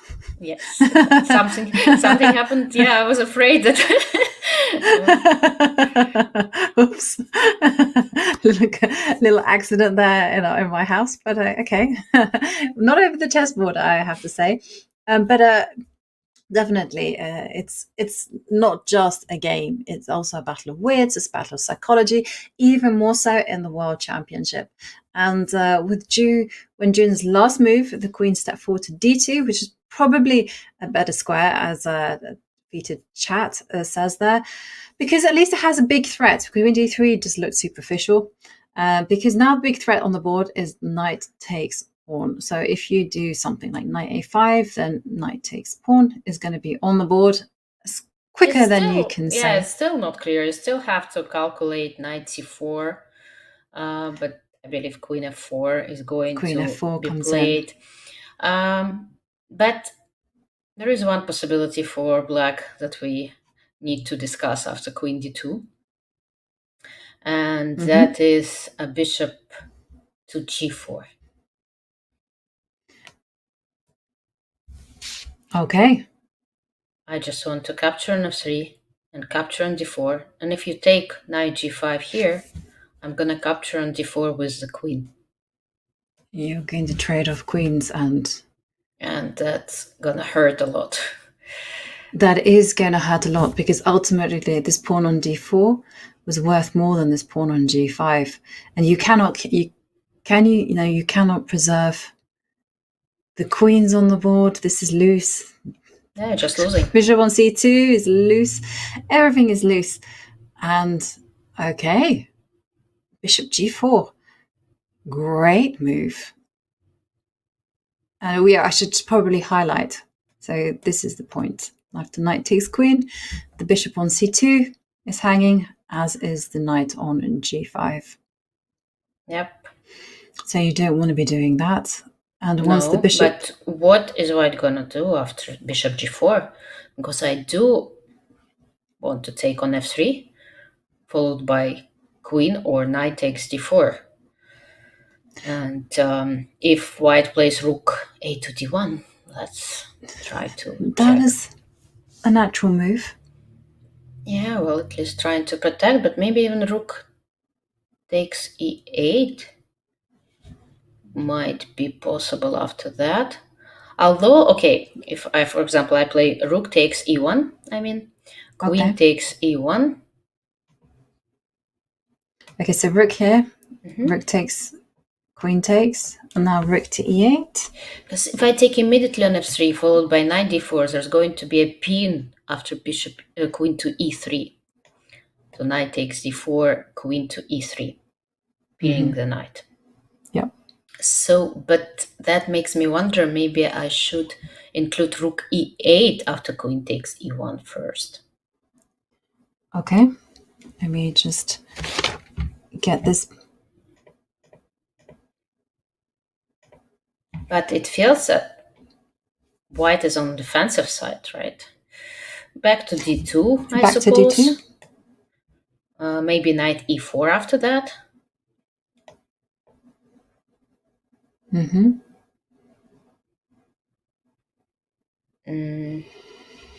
And I see the question from our chat, why not just to play king f8, I think it says. But, okay. Well... If I go back to the position, why not play king f8? Which is a question, but... I mean, you can do it, of course.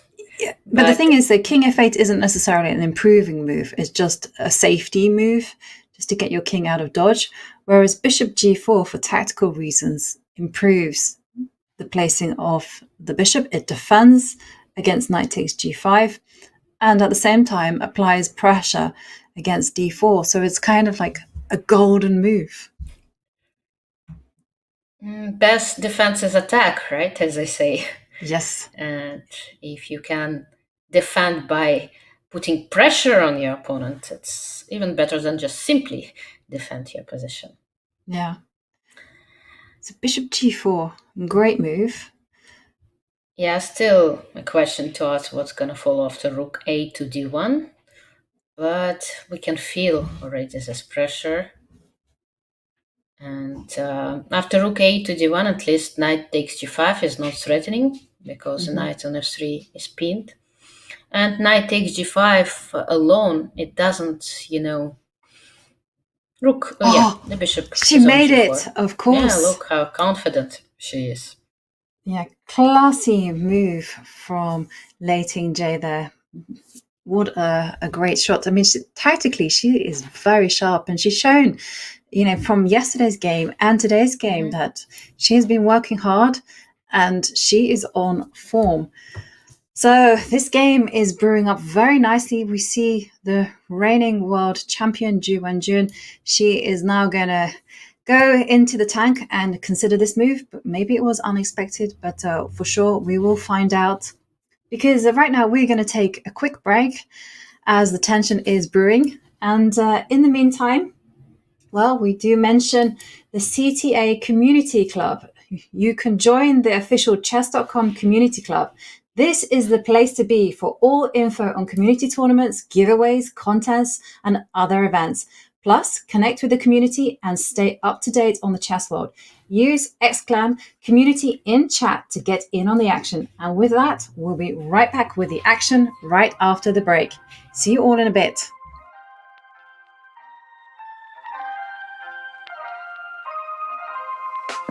Interested in becoming a chess streamer like your favorite creators, such as Hikaru, Gotham Chess, and the Botez sisters? Come on! Look at this! Woo! The Chess.com Community Streamer Program is growing every day. Whether you're just getting started with streaming or already established and looking to expand your audience, you can now connect your account to Chess.com and have your stream promoted on the game's largest platform. Simply link your account at chess.com/settings/connected accounts, set your category to chess on Twitch, and start streaming. You'll get an ad-free experience on chess.com. You will pop up on our list of live streamers. Your chess.com profile will feature your Twitch stream, and your stream will be linked to your games on our Play server. Type Command Community Streamer in chat and start growing your stream today.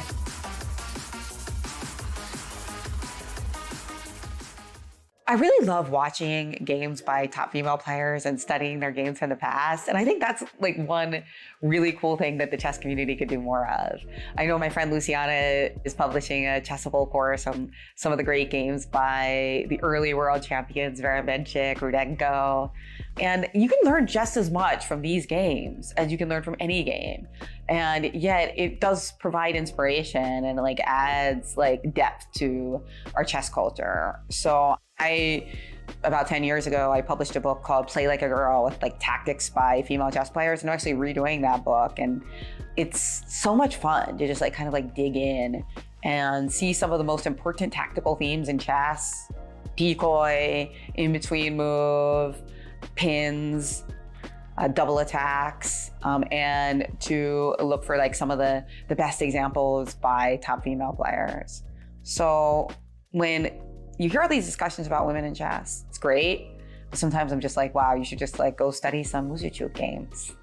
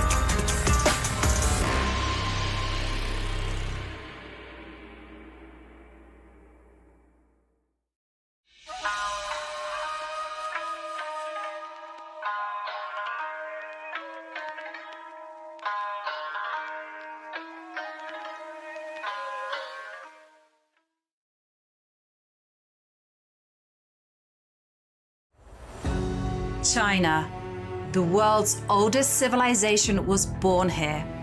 Thousands of years later, it is one of the world's chess powerhouses. For most of the past 30 years, China has held the most prestigious title in women's chess. The legacy of the Women's World Championship is rich. Menchik, Gaprindashvili and Chibodonitsa, Kosteniuk, Xijun and Ho Yifan. Now, three-time world champion Zhu Wenjun is defending her title once more. After vanquishing the likes of Katerina Lagno and Alexandra Goryashkina, another rival awaits. Challenger Lei Tingjie had to defeat 3 grandmasters in matches herself to get here. In the first 2 rounds of the candidates, she took on sisters Maria and Anna Muzichuk and won. Then in the final, she beat former world champion Tang Zhongyi. And that's it! Resignation! Lei Tingjie, the winner of the 2023 candidates finals. Will Zhu Wenjun defend, or will we have a first-time champion, Lei Tingjie? Half the match is in Zhu's hometown of Shanghai, half the match in Chongqing, where Lei hails from. Who will win and claim their share of the €500,000 prize fund? Welcome to the official broadcast of the 2023 FIDE Women's Chess Championship.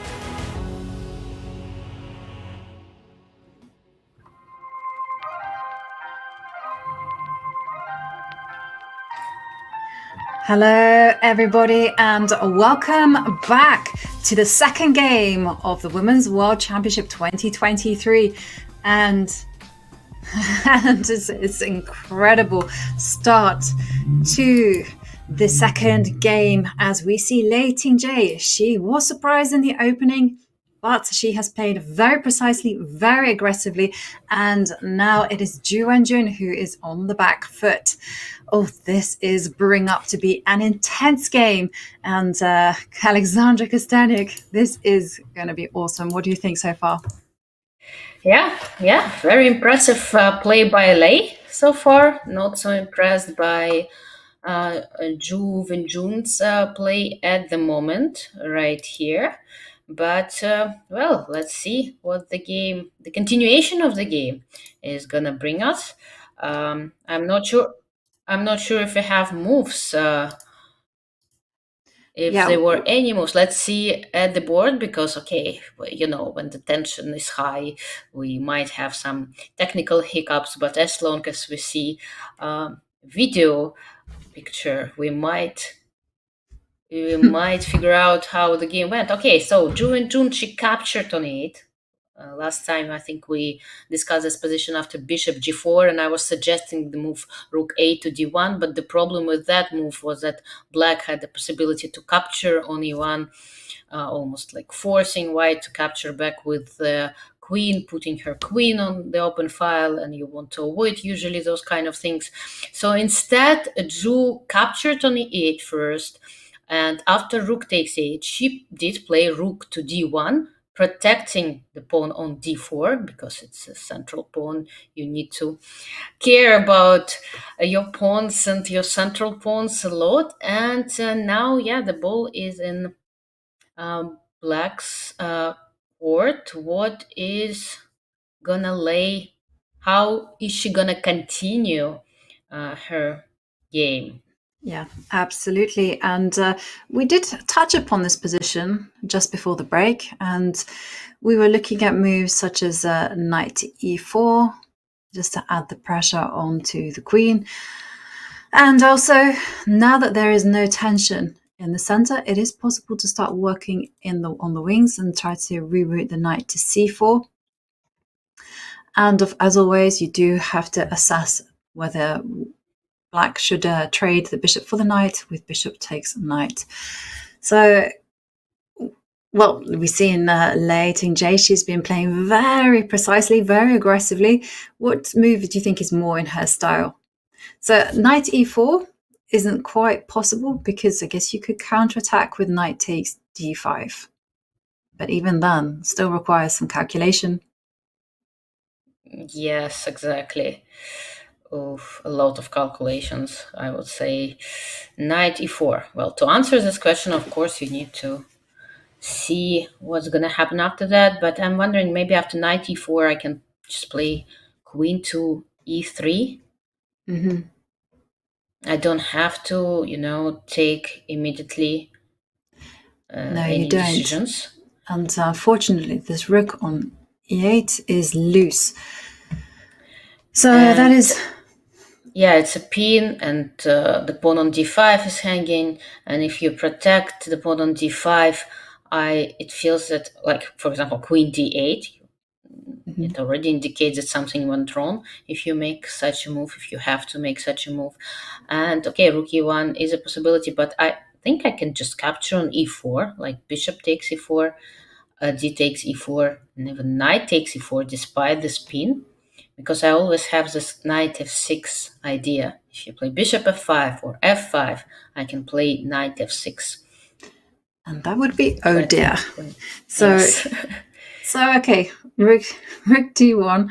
We don't approve of knight e4. Even if it is okay, it's unnecessarily complicated.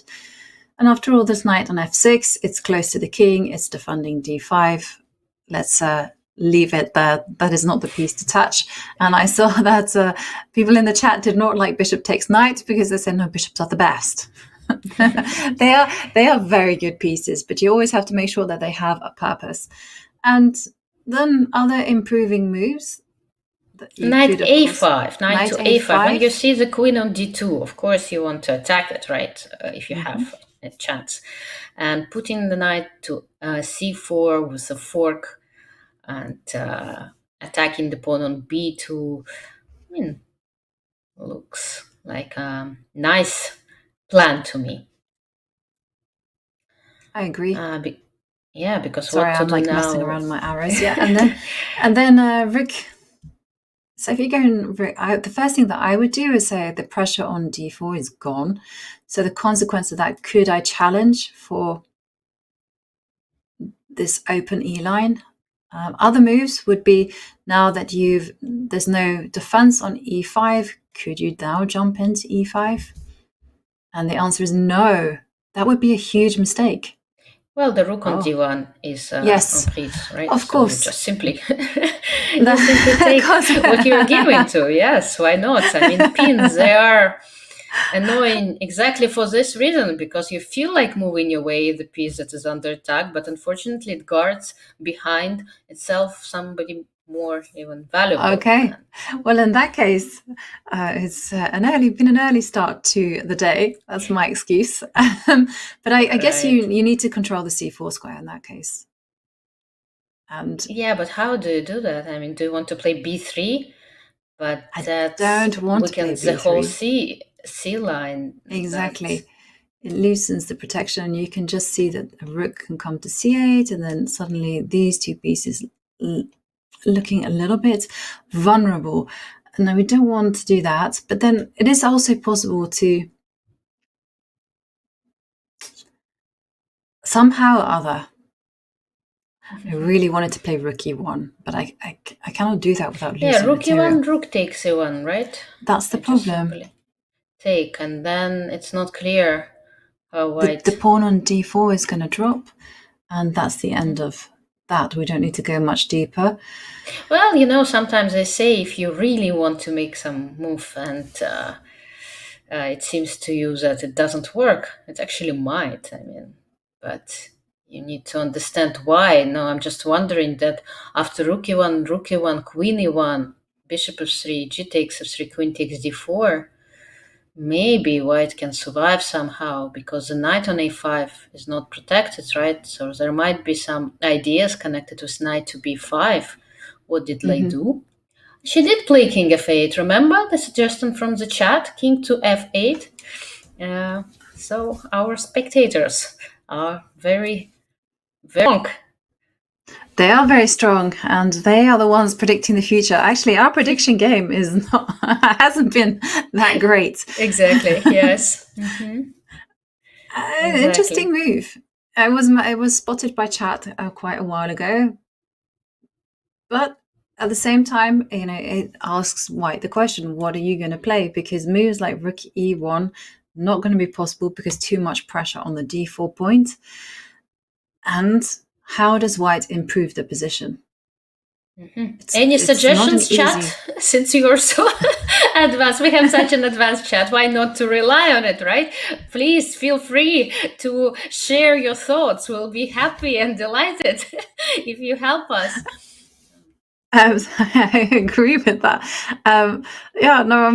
What I always tell everyone is, like, when you're struggling for what to do in a position, you look at what your opponent wants to do, you look at what you want to do, and if you can't see anything, then you just simply improve your worst placed piece. And I was trying to look at this and think, which one? Which is? Yeah. And I this bishop on c2, it's looking pretty, but it actually doesn't do a thing. And Pumpkin the cat, 3,600 chat. Yeah, absolutely. Did you know 3,600 has been estimated as God's rating? Oh, really? Yeah. Okay. And just to kind of make the point that you cannot capture the pawn on g5. with the queen, because unfortunately this pawn on g5 is defended by its sibling on h6, and that would not be a good trade. So those kind of moves rule out. Nice. I've never heard someone referring to a pawn of the same color as a sibling, but I like it. I like it. Oh, yeah.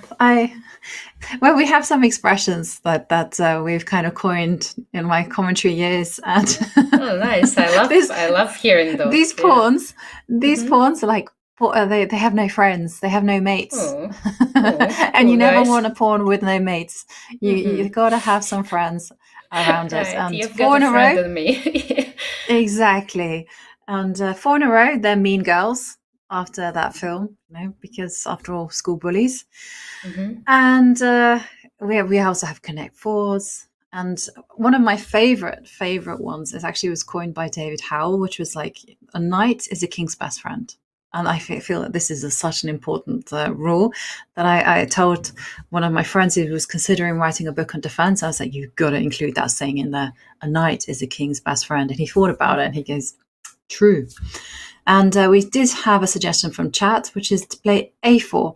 And also another suggestion to play b4 when in doubt. b4 I liked more because of these ideas that we discussed, kind of with knight a5, knight c4, right? So black, and you were saying that, think about what your opponent is willing to do and try to stop it. And b4 looks like stopping, at least stopping knight a5, but it does have drawbacks of like leaving this knight on c3 unprotected, right? And it means that black might put some pressure onto those pieces, but it's still far away. And since knight a5, knight c4 seems so unpleasant, maybe after all you can play b4. While a4 I don't like at all, because it just weakens. It just gives, it's rolling up the red carpet for this b5 pawn, and it feels like after b4, b3, white might be in danger. Yeah, the knight is sitting nicely on c3. I don't think it needs to move around. Having said all that, instead of a4, it was just when the knight got attacked, I did see that the knight actually wants to be on c5. And I was thinking, how can I get it there? So I thought maybe it could jump to e2 and then c1 and then enjoy life on b3 and c5. But the problem is with such moves is that it takes a long time. I don't feel white has that time. And also you're just inviting black to jump in with the knight to e4. And exactly. So I don't think that is an attractive choice. But the b4 move is growing on me. At first I didn't even think about it because I thought, you are giving away control of the c4 for all of eternity. And that doesn't appeal. But then, like you've mentioned, it's not easy to get a knight to c4. And at the same time, if you start relocating pieces to the c line, then you are taking, in effect, a step back. Yeah. And white, of course, is also playing a game. White can back that up with bishop b3 and attack the d5 pawn. Yes. Exactly. I was also not thinking about it but when we got a proposal from our chat, a suggestion to play b4, I thought, yeah, why not? After all, knight a5, knight c4 is quite annoying. And after b4, a5, okay, let's do it. Yeah, you see, guys, when you make your suggestions, it's kind of more interesting to watch. It is more interesting. I'm a big believer on the hive mind. You often get all the answers consulting everyone. So a5, this is definitely a critical move. Now, my instinct is to trade pawns. And my instinct is to play bishop b3. Bishop b3, yeah. Yeah, I'm trying to make it work, but I don't see how after a takes b4, to tell you the truth, because I was calculating knight takes d5. Then I can capture on a3. Okay, but I can, sacrifice. I can sacrifice a pawn. At least I have a very strong passer on d4 as well, and I can try to push it forward at some point. Okay. I don't know when and where. Okay, bishop takes c6 is a possibility, but it's a little bit sad. Maybe it just somehow equalizes a position after queen b4, queen takes a3. Should be drawish, very close to a draw. Yeah, this does feel drawish. I mean, still, Yeah, still something like it's that. a dynamic game. So it is possible to play bishop b3. Other moves. Let's have a look because of the a5. Yeah, I really wanted us to involve everyone. So, but I now that I've looked at this one a little bit deeper, I'm falling out of love with it. Because for starters, after queen takes a5, there's a pin. On this point, the a3 pawn is dropping. You know, if we want to have some fun after a4, let's play a4. Why not? Look, we're gonna have this nice pawn square. Square of the pawns. I like it. This one is nice. Well, at least it's beautiful. It is. I mean, this is the kind of horrible move to face because you're expecting moves like pawn takes pawn or expecting some counterattack. You're not expecting there to be like this fight there on the edge of the board. But whatever, I mean, what happens if it takes the knight? And you go, well, yeah, I can do the same too. Yeah. Or actually, would you capture with a knight or would you capture with a pawn? I'm not sure.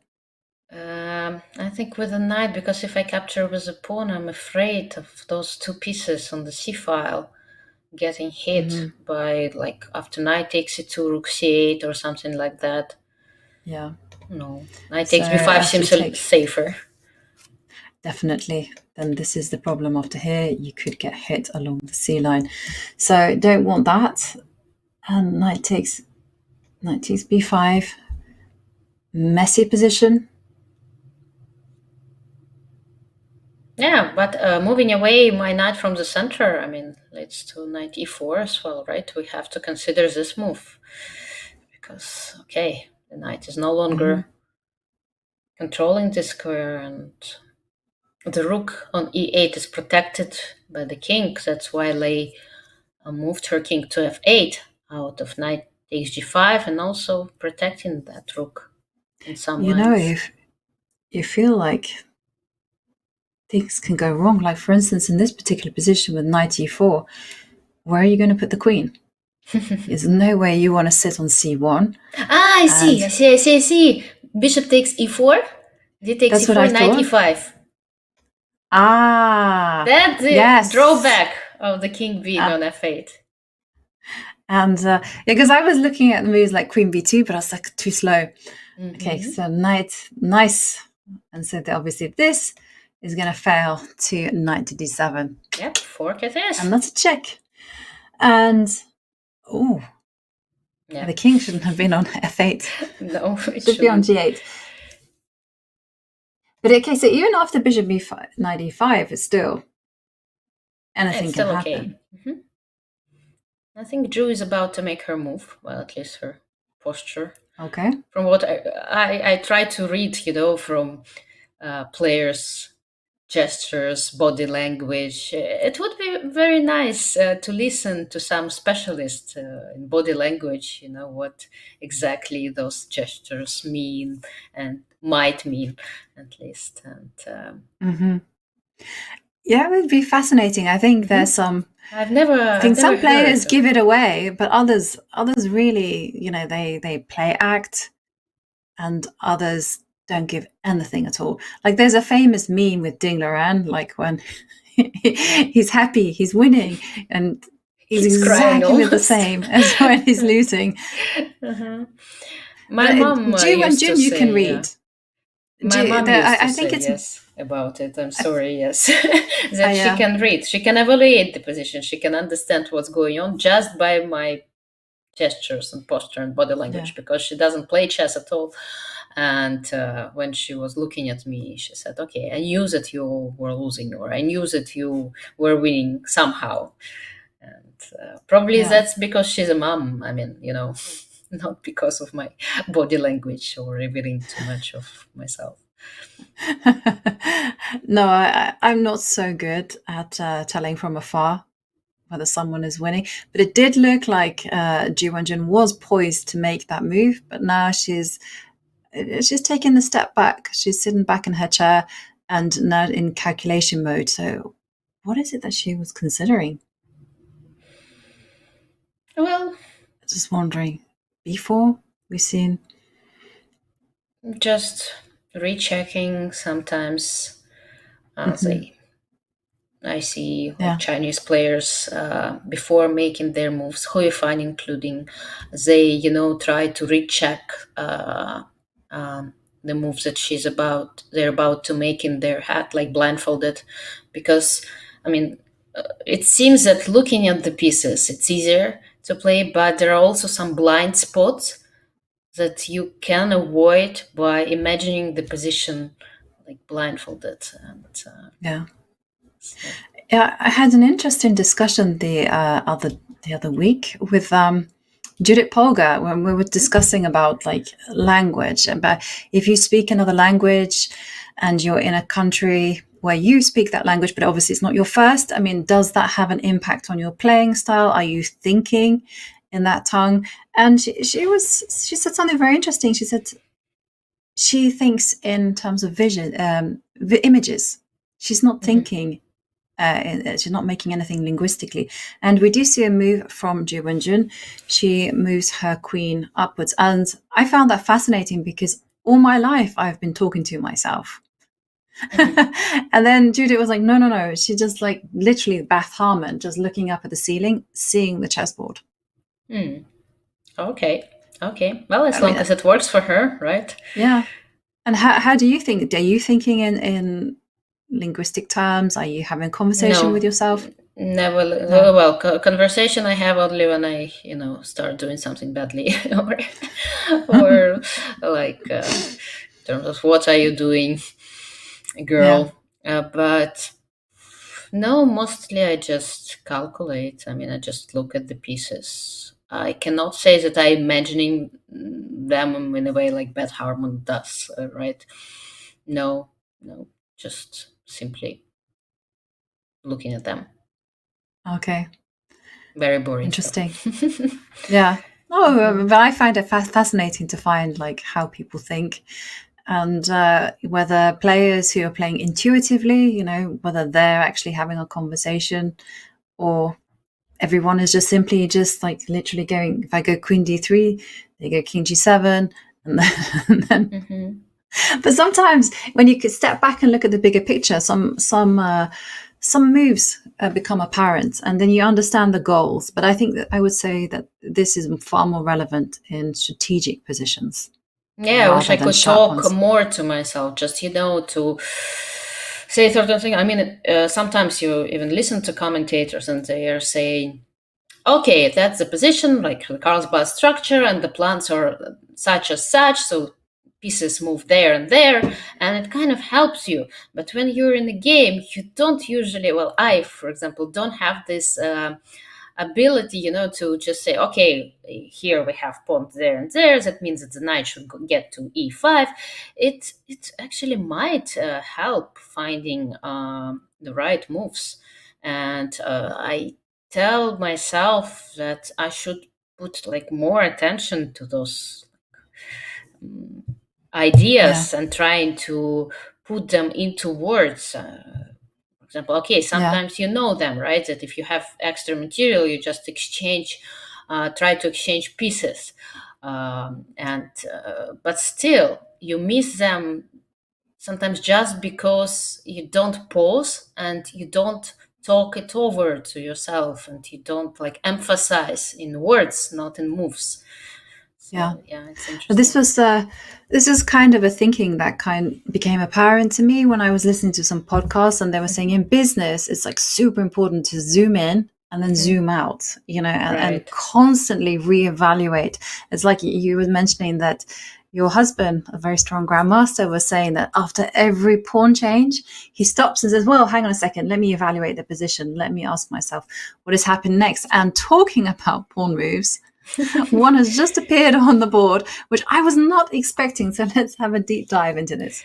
Yeah, let's take a look because we've discussed briefly this b4 possibility. Well, it's been possible for many moves, right? And we always said, well, the rook used to be on a1, and at that time we said that this move is not a good option for black, but the position has changed significantly, and white's queen has moved to d3. So that means that after a takes b4, knight take b4 will come with an attack. And that's probably why Lei decided to push it forward. Mm-hmm. Yeah. I wasn't expecting this move just because it positively encourages white to put the knight on a4. That's the consequence. And then appear on c5. Right. But it was just a superficial look at the position. So, I mean, is knight a4? Should we dive in? Yes, Because yes, your sure. We should. Knight a4 looks critical. And then what is looks- black going to play? Maybe queen to.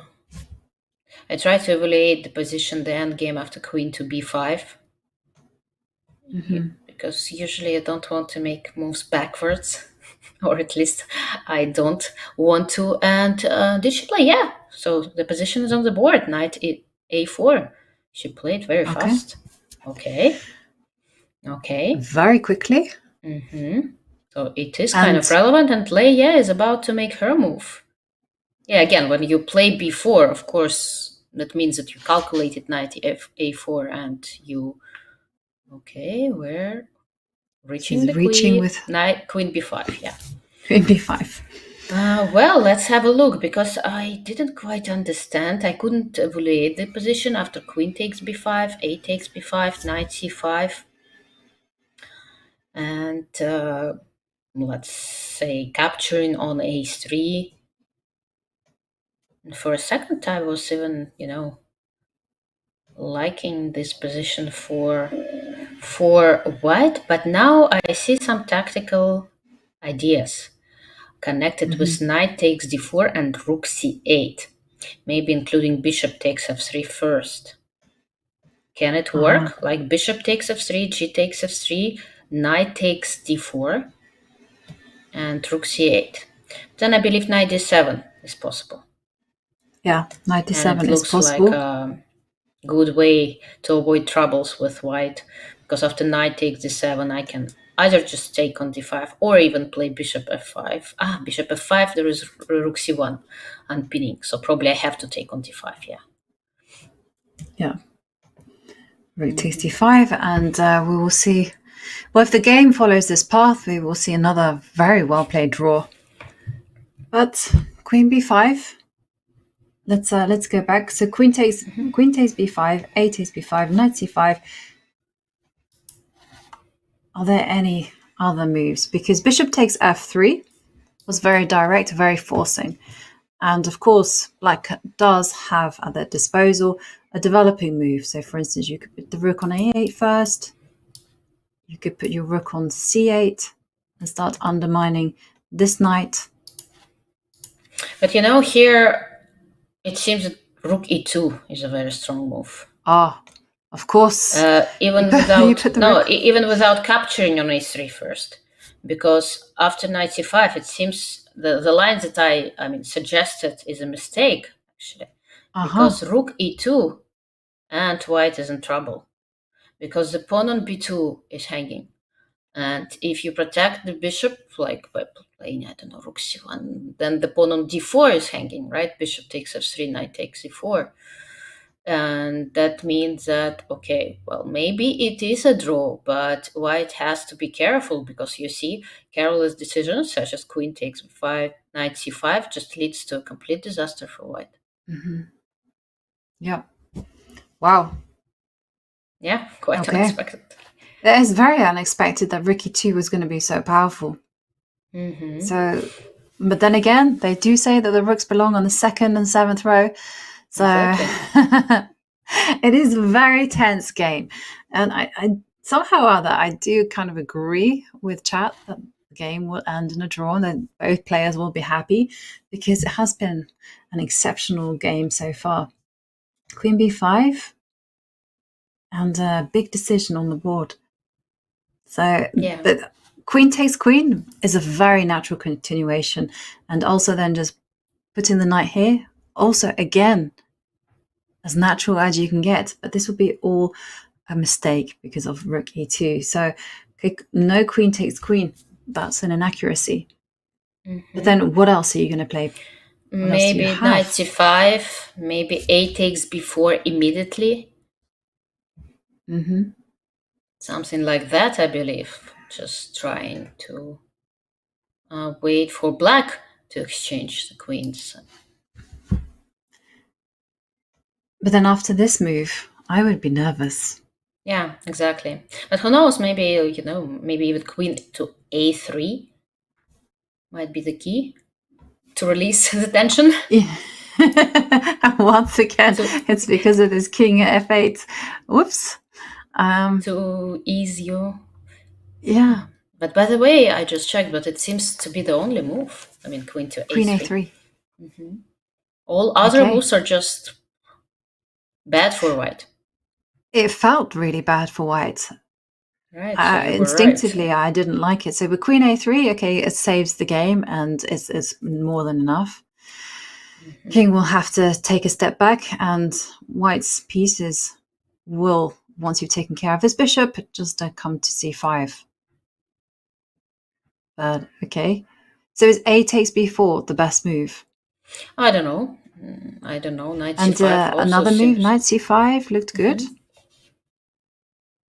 But we have to check here with all those, exchanges. Queen takes d3, bishop takes f3. Really, a lot of things, a lot of small lines to look at. Okay, we have the time and we have the ability to take back. So right, that's great. Let's delve into Wenjun's dilemma. So, okay, so now again, a big question. How are you going to capture? Are you going to capture this way? Because at least you have 3 ways to capture, right? Exactly. I mean, you feel like capturing with the bishop, but then you just stop and start wondering what's going to happen after knight takes d4 here. What is going to... Yeah. I reached that point, and then I thought, I don't know what's going to happen here. So maybe, in that case, we should take with the rook, although it looks very illogical in a way. And I can see the evaluation bar creep up and say that it's nearly 1 point advantage to black. Wow. But why? Bishop f5, probably. Ah, yes. Or at some point. Simple chess. But still, I don't know why. Rook d2. And then you just capture on c2 and play g4, yes. Yep. And then once the knight moves, say moves here or somewhere, knight takes pawn. Well, I would is play going knight to be unpleasant. e5, I think, right? I will try to... knight e5, knight takes e4, I'm sorry, yes. Or, no, I will try to move the knight from c5. Wait. Knight takes a6, I think is... knight takes a6 loses the game. Maybe not. G takes f3. Rook takes c6, and there are checkmates, yeah. Takes a6, rook e1, knight g4, rook h1, and the pawn promotes. At least. Maybe there is a checkmate. There is a checkmate, right? Yes. I was thinking about rook h1 and f takes g2. Yeah, well, either of them win, but rook h1 will win. But what to do? I mean, we don't like bishop takes d3. We don't like rook takes d3. Is it knight takes d3? But seems quite... But then this means that actually queen takes queen is a serious problem for white, and that pawn will probably have to go knight takes. But even then, this feels maybe not straight away, because then I capture on d4 with a knight. That's true. Maybe bishop takes f3 first, and then take. Yeah, here it was like knight takes pawn was annoying me. Yeah, maybe white holds, like knight takes f3, king to g, king Two. where? King g2, knight e1. And oh yeah, I forgot that the bishop was I forgot that the bishop was Maybe on it's still priest. okay. Knight e1, king f1, knight takes e2, knight takes e2. White has a pawn down, but the pawn on d5 Yeah. is weak. Those two pawns are marching up, the a and b pawns, so maybe it's still okay. Yeah, but it's not ideal. You don't want to be surviving this. But so the best move we found so far after queen b5, we concluded that queen takes queen. Queen takes queen is an unpleasant threat that black has.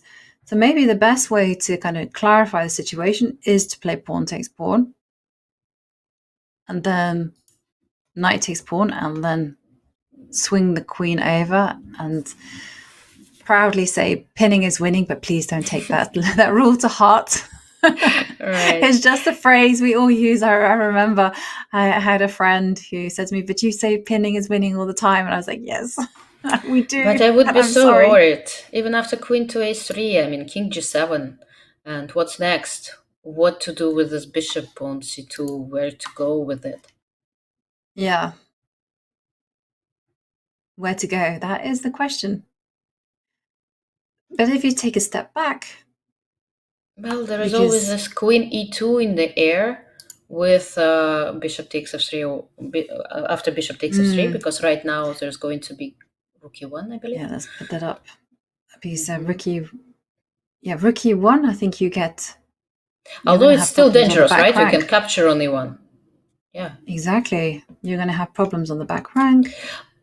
Well, king h2, maybe not. The knight is hanging on b4, and that saves me. Although I would be tremendously worried about, the bishop getting back to e6 or something like this, creating this knight g4 threat, such a strong luckily, initiative. f3 is in the air. So, okay, so it doesn't quite work. Queen e2, rook e1, you can't get greedy and grab bishop that. takes f3 first, then. Bishop takes f3, yeah. And this is winning. Before queen e2. Before queen e2. First, I want to take on f3. Okay, yeah, that is logical. Yes. Okay, but now I don't think I'm going to go pawn takes. I think I have to swing the queen over. Well, you cannot take queen takes f3. No, because the knight I can't. on a4 is hanging. Yes. Good morning. Yes, that's the problem. And after g takes f3, queen to e2. Oh. Although I don't know what am I really threatening. I mean, if white plays rook to c1, is there gonna be queen to d2? Like pressured this rook, pressured. But then let's offer trade. I don't want to trade. Why the life is so unfair? Did I have something Whenever else? I think of trades, I always think of the scene from, I don't know if you've ever seen this movie, Life of Brian, where he's like Michael Palin and like jumping around, and he's offering some goods up for sale. And I always think trade, the same kind of energy in trade. Right. Okay. Let's try to do something crazy. Instead of queen d2, let's try to play g4. I don't care about those knights hanging. I just sacrifice. I go all in. This eval bar, it never supports my crazy stuff, but okay, I don't care about it. Wow, the proof of the pudding is in the eating, and I am going to eat it. G takes f3. G takes f3. Yes, I realize that this guy is not happy, but whatever.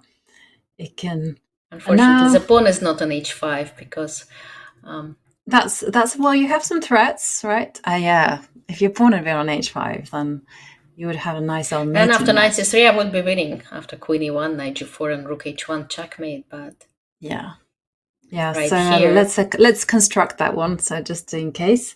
So pawn takes 3. So let's say white is careless, and I don't know what can white plays something like this. Oh, hang on a second. I managed to get the evaluation bar. Yeah, I found it. You found the way. No, but here I think it's just knight g4. Knight g4. Knight g4. Yeah, with this threat. to play. Yes, and then queen e1 is coming. And queen takes f2 is threatening as well. Mm-hmm. Yeah. But it was also possible to trap the king. Sorry, I got a bit seduced by this. I know you'll have to indulge me a little bit more, because you can go queen e1, because after rook takes, you can go here. Oh, no. Knight takes f2. Knight takes f2. I forget about this. Yeah. You demonstrated already. Knight takes f2, exactly. And it's checkmate. And it's checkmate. King h2, rook h1, and that would go into the history books. So that's a nice idea. Manuals. But I doubt it's going to happen. Where were we? How did we get there? Well, that's what I was looking at. So we came there by looking at the move after queen b5. This is the game position, and Wenjun is contemplating her next move. So we started thinking about, since that queen takes queen could be quite unpleasant, you have to react very actively like that. So you probably have to meet that with knight c5 if you want to do that, and get ready to play this surprising move. But we were also considering after queen b5 that after this, to continue the middle game fun and put the queen on a3, and once the king moves to g7, we were looking at this bishop to b1 and not to b3, because somehow or other I want the queen to have still some connection to the king side. Well, bishop b3, looks very weird, but apparently it's the strongest move here. That's the strongest move. Ooh. Yeah, according to agents, which doesn't make sense at all to me. But okay, it still protects, it keeps the rook on d1 protected. And somehow, this whole this whole situation on the queen side was pieces, grouping in very weird ways. But I mean, this is why computers are so strong, because if someone told me that bishop b3 was the best move, I would laugh at them and I would say, come on. Yeah. Like, how? Mm-hmm. But you're right. Mm-hmm. The rook is protected, so that does mean that any bishop takes f3s. Right, knight c3 is... Queen e2 is not really a possibility because of queen takes pawn. Queen takes knight. What a house of cards this position is. Absolutely. Pumpkin the cat. Oi. So this is a critical moment in the game. So, queen b5. Let's go back to the game position. We are awaiting Wenjun to make a move. She has several moves available to her. She can either, play knight to c5, and or she can actually capture the pawn. Something she should not be doing is a queen takes queen, because we've seen that endgame is very unfavorable for her. So critical moment, and I think it's the perfect time to leave you all in suspense and take a quick coffee break, and then we can return refreshed and ready for the next stage of the game. See you in a few minutes.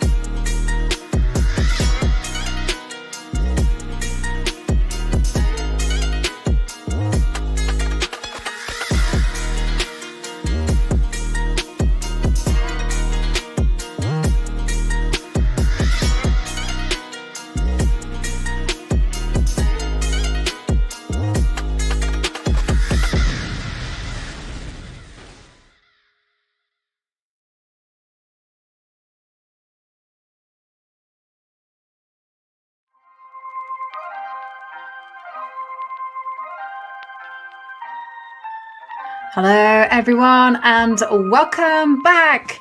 And we left at a very critical, tense situation where Wenjun had to make a decision.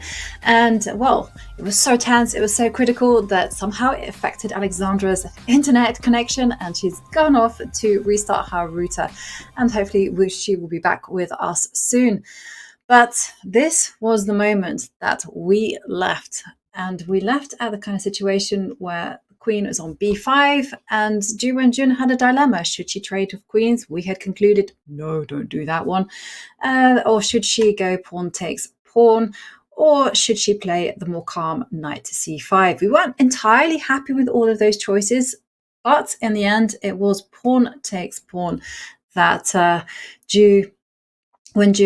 Wenjun actually plumped for, and now we can see that there are some options. We were looking at this knight takes b4. We thought that this was pretty scary, but white does have one saving move, and that is queen to a3. And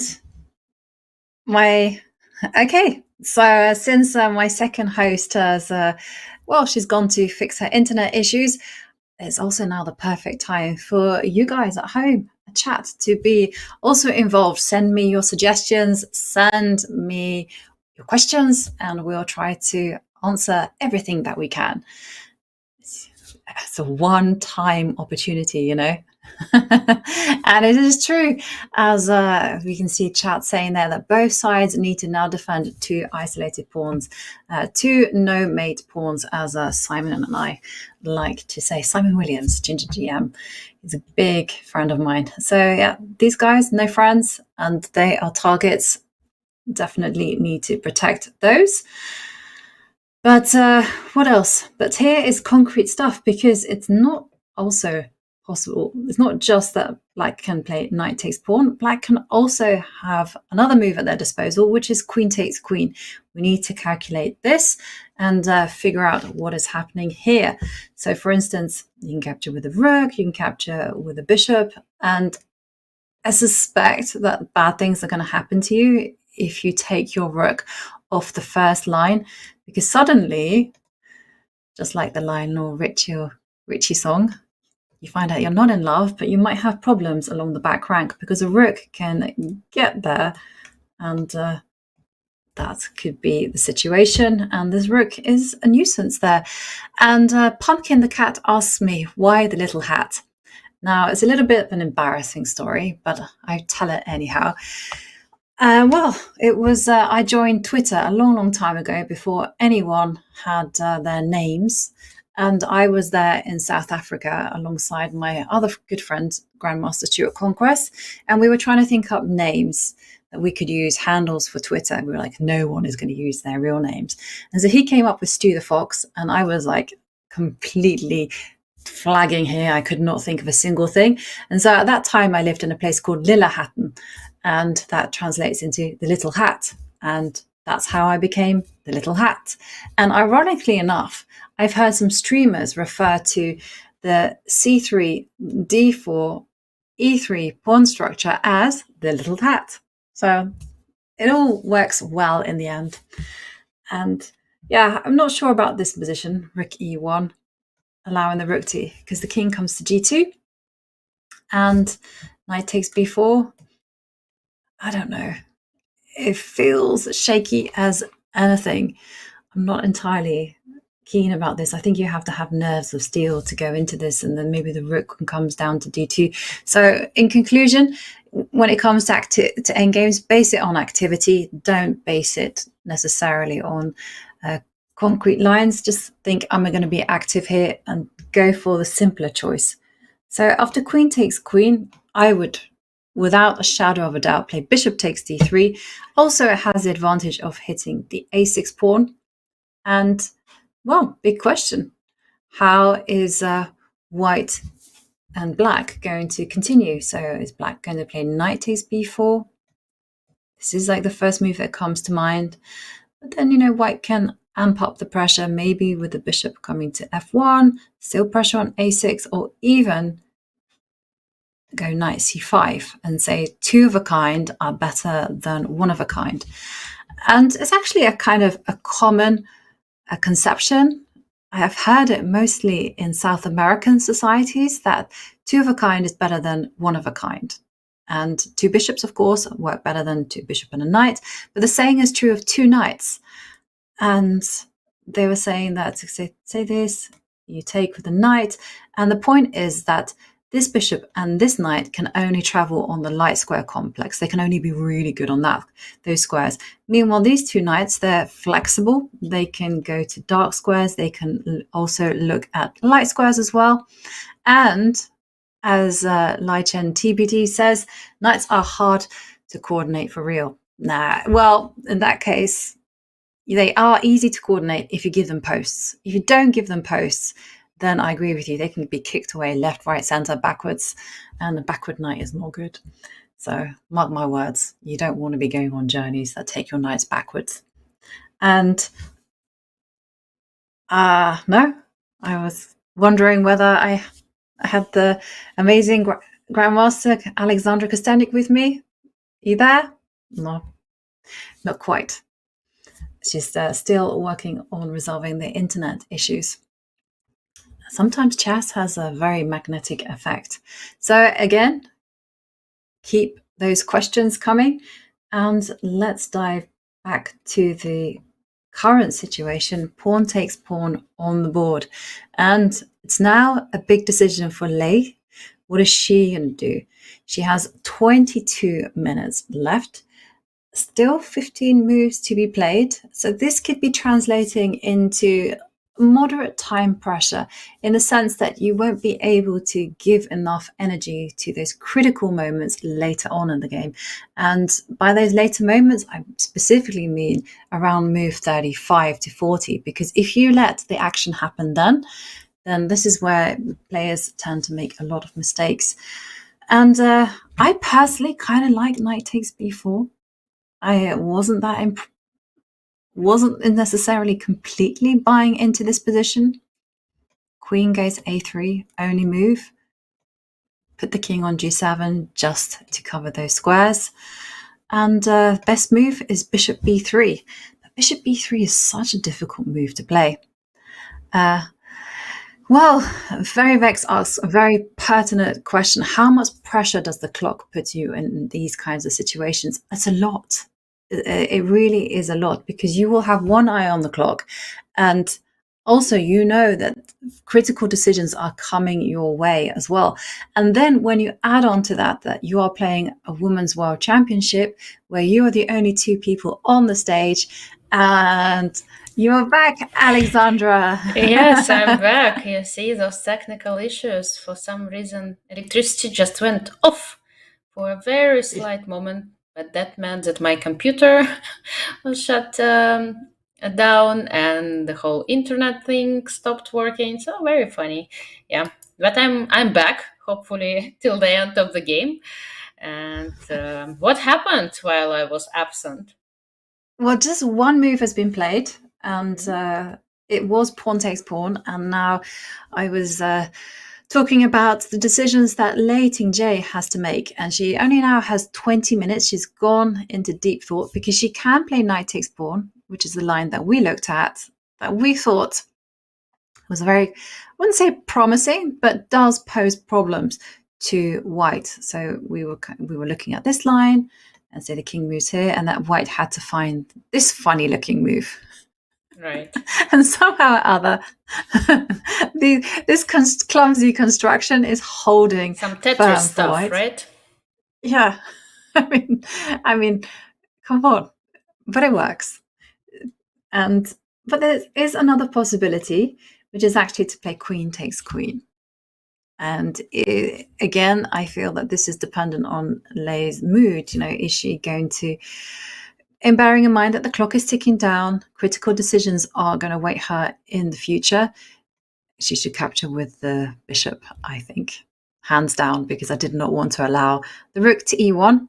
And now the big question is, how should black play? Should black play like rook b8, try to reroute the rook to the b4 square? Should they go knight takes pawn and allow this type of thing? Have you ever heard of this philosophy that two of a kind minor pieces are better than one? So the whole idea is that two knights, if you give them outposts and you give them roles, are able to fight much better than a bishop and a knight. Okay. Because no, never heard of yeah, it. exactly. I heard about it a few years ago, and from my understanding, it stemmed from a South American grandmaster, or a South American person who wrote a chess book, and they were talking about this, about how if you have one of a kind, you can only fight on the color complexion of your bishop. But if you have two of a kind, they're more flexible because you can, of course, fight on both types of squares. Okay. It does make sense when you kind of phrase it like that, but whether in reality it works, well, that's up for debate. I was told that if you're playing for a win, you need to try to break the balance. So basically, if your opponent has a knight, you better have a bishop and vice versa. So you don't want to have same value pieces and so. But regarding these two pieces of the same kind versus, I don't know, never thought about it. I wouldn't have thought about it until someone mentioned it as well. So, well, some things you kind of you bear in the back of your mind. Some things you go, I'm not sure. But I've never heard that one about breaking the balance. I only heard it in the context of like the French defense exchange variation. When they develop the knight to one square, if you don't want the draw, you need to put your knight on a different square. Okay, good to know. Yeah. Right. And going back to the position, what do we think about Lei Tingjie's? Has she been thinking for 15 minutes? She's been thinking for a while. So while I was trying to reroute everything to reconnect, it was still, Lei basically thinking. Wow, that's a long thought, yeah. Mm-hmm. So obviously she's thinking about whether to play the middle game, whether to play the end game. But it's not just about chess here. Here it's also just assessing how much risk is involved. And it's even hyped up more when you're playing a world championship match. And okay, she's gone for queen takes queen. Okay, so she decided bishop takes. No, the rook took. Rook takes. Wow. That was a quick decision. Very quick, like instant decision, and it doesn't seem so obvious to me at all. Oh, and this is the point probably where I have to start eating my words, because I was like, well, I don't think she's going to play this, because after bishop takes knight, g takes, I thought, well, the rook can come down to e1, and then the knight can take the pawn. Why did she take with the rook? What didn't she like after bishop takes e3? Okay, well, let's see. Rook takes e3. Well, first, of course, I think we have to consider knight takes before. With a fork. Yeah, this is what knight takes b4. Rook b8, as suggested in chat, is also a viable move. And you're arguing that you want to maximize the placing of the rook, put it on b4, so rook to b8, rook here, and then you start attacking two weak points. Yeah, but it feels a little bit slow to me. Maybe black has all the time she wants, who knows? Maybe. But why not? No, she doesn't. She has 15 minutes. Yeah, exactly. And she's getting low on time. That's true. We need to remember about that, because the time control is approaching, right? She needs to make 40 moves to get this additional 30-minute bonus. Otherwise, she's going to lose her game. So time is as important as the position on the board. Mm-hmm. Completely.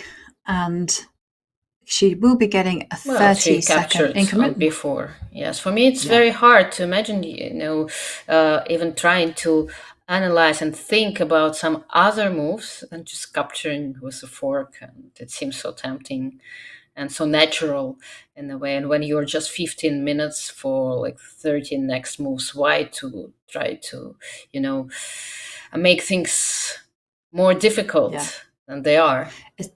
Exactly. It's irresistible. Attack the rook, the bishop, make that move, get one move closer to move 40, and yeah, the rook d2 forced. I will hang on a second. I should be less black and white with my statements. I'm like, I've been burnt so many times. I said rook takes d3 won't happen. I said it yesterday. It was going to be 100% chance that the rook was going to be on b2. I was wrong, and so can there be now rook c3? Now I'm getting worried. Rook c3, rook e2 might be rook a problem, e2, right? Okay, there you go. No, still, rook c3 seems a little bit more logical because you're putting your rook on this open file, but somehow guarding the second rank seems to be more important right now.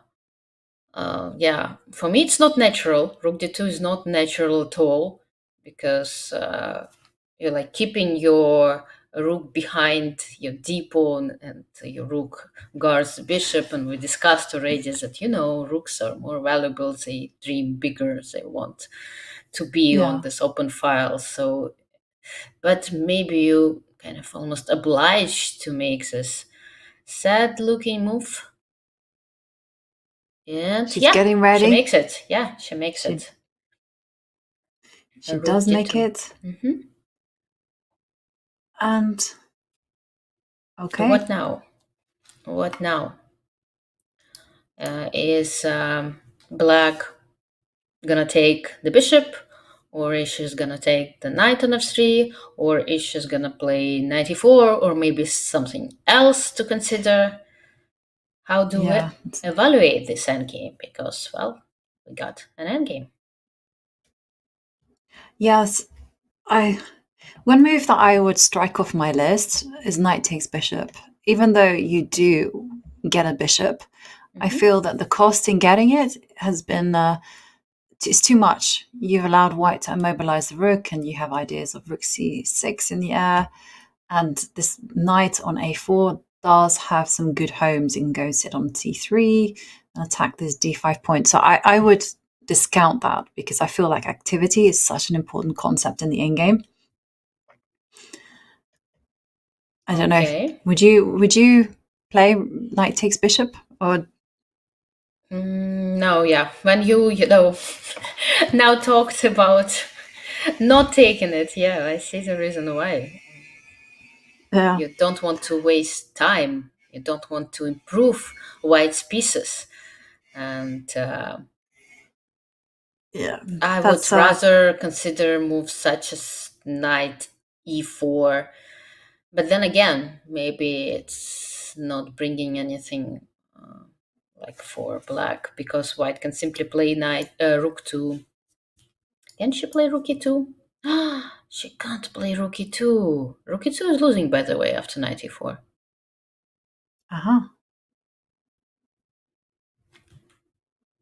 That's deep. Why is it? You can just take here. Yeah, you can take on g3. And that's it. I mean, the point is after this, that this bishop on c2 is hanging. Exactly. And you stole a pawn, and that's good enough for black. No, okay, so rook e2 isn't possible. So after knight e4, but yeah, you attack the. Okay, but then what do you play as? Okay, you have to go bishop takes knight. Yes, the only move, but seems to be holding. This is much more tempting. But this is much more tempting because you get the chance. I'm not saying that you should, but you definitely calculate if you can correct your pawn structure with pawn takes. And I see the evaluation bar is like, no. Yeah, this one it doesn't like, because a knight e5, and somehow, suddenly this rook on d2 starts to work very well, because we know that it's like the best place for our rook to be behind our passed pawn, right, to push it forward. And here, exactly where this rook belongs. Yeah. Suddenly. So it seems that d takes e4 is inaccuracy, and black has to take with the rook. Rook takes e4. But then it looks a little bit scary because of knight c5. But apparently It works pretty good for black because black can take on f3 suddenly, and then give a check on e1 and get the rook to c1. Or, but still, looks drawish to me. I mean, even knight d3 here, no? Knight d3 is a good bailout move. Yeah. No, this does look very drawish. So, okay, and so after rook d2, maybe not knight e4. What about if you kind of control the c line? At least maybe you can get some rook c1 checks or something. But in that case, okay, knight c3. Somewhere knight c5, maybe? Then c5.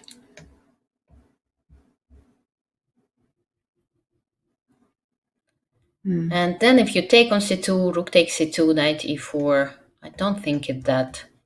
Then I can play knight e5 even. Yes, my knight is pinned, but yeah, I'm blundering something. What am I blundering? Oh, sorry, yeah. Let's go back. Yeah, what is blundering? I think knight e5 is strong. Probably knight e5, yeah, and then g4, and then I think, well, you're attacking the bishop, so the bishop has to move, f5. and then you have knight to d7. Knight d7, exactly. I don't see it, yeah. Yes, knight d7, it is. Yeah. Okay, so rook c8 doesn't do that much. Knight c5. I don't see any way to destabilize that knight, so okay, let's move that. So rook d2.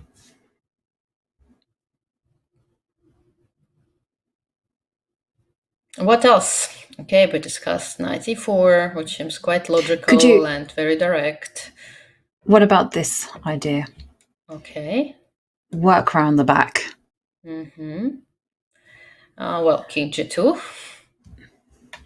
And then... It's easy to make the only moves, or at least... Yes, it is. It is very true. And bearing in mind that Lei Tingjie has less than 10 minutes, this might appeal to her, but... Bishop f5? Again? I will be happy to, to... I don't feel like black is doing anything. Yeah, to keep his bishop. Like somehow or other, black is not putting pressure. Yeah, I'm happy to see that our chat thinks that the position is on fire. I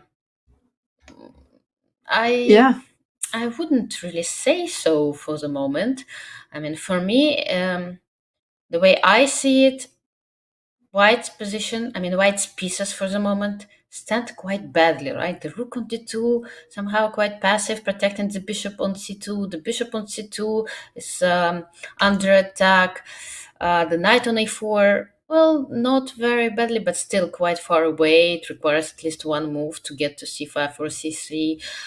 So it feels that that's like the only moment for black to exploit all those pieces standing badly, because if she makes like any move such as king g7, any waiting move, right, then white will go to c5 or c3, will improve the position of this knight, and the knight e5 will become possible, and no problems for white anymore. So it feels like that you have to act now, otherwise it's just gonna be too late.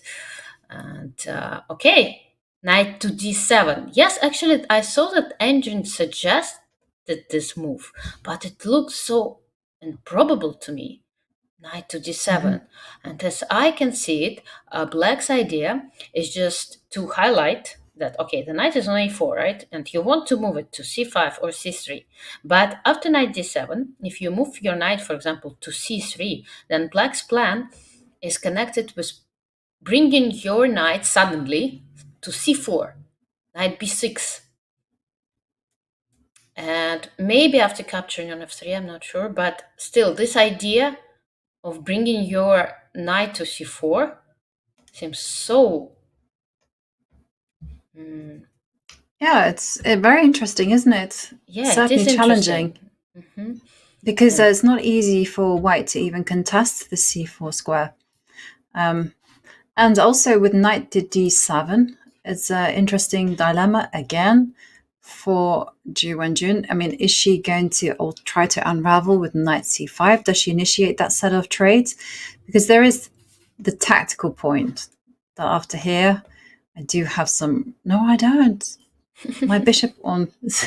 Whoops. But maybe you just capture Again. an f3 and play rook c8, something like that. Yeah, And you rook attack the c8 opponent's c5. and it all falls apart. Now I was kind of hoping for rook to d4, but that doesn't work.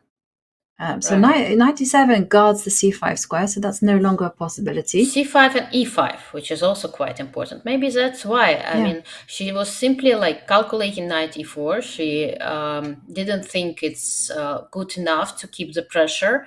And since she likes her position, I can see why, because white's pieces, again, they're like so badly placed for the moment. She said, okay, how can I continue putting more pressure onto my opponent? And she found this move, knight d7, guarding for the moment all these black squares, important squares, c5 and e5, and creating some ideas with, well, they're still in the air. Knight takes e2, bishop takes f3, right? And actually, what is white going to do?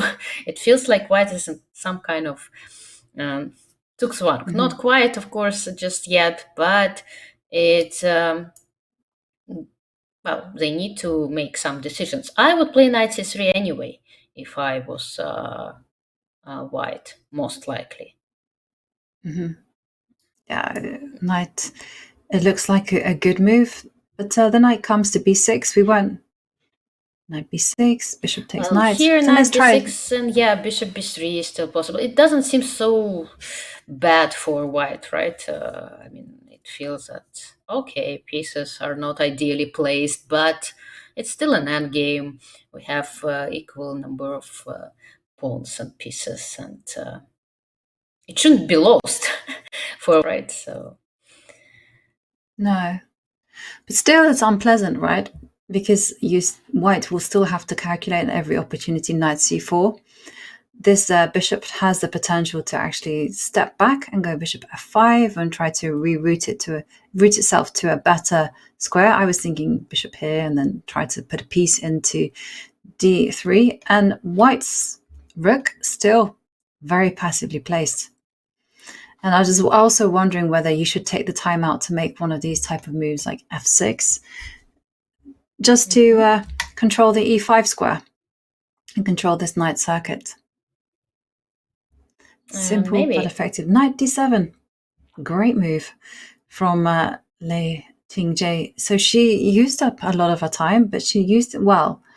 And I was just going to mention that we were given some potential insights into who some of the players' seconds are.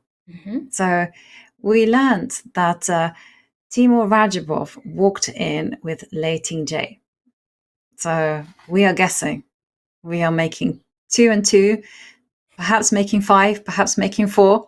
But we think that Lei Tingjie working with Timur Rajabov, and Hari Krishna is working with Wenjun. Okay. And this is information.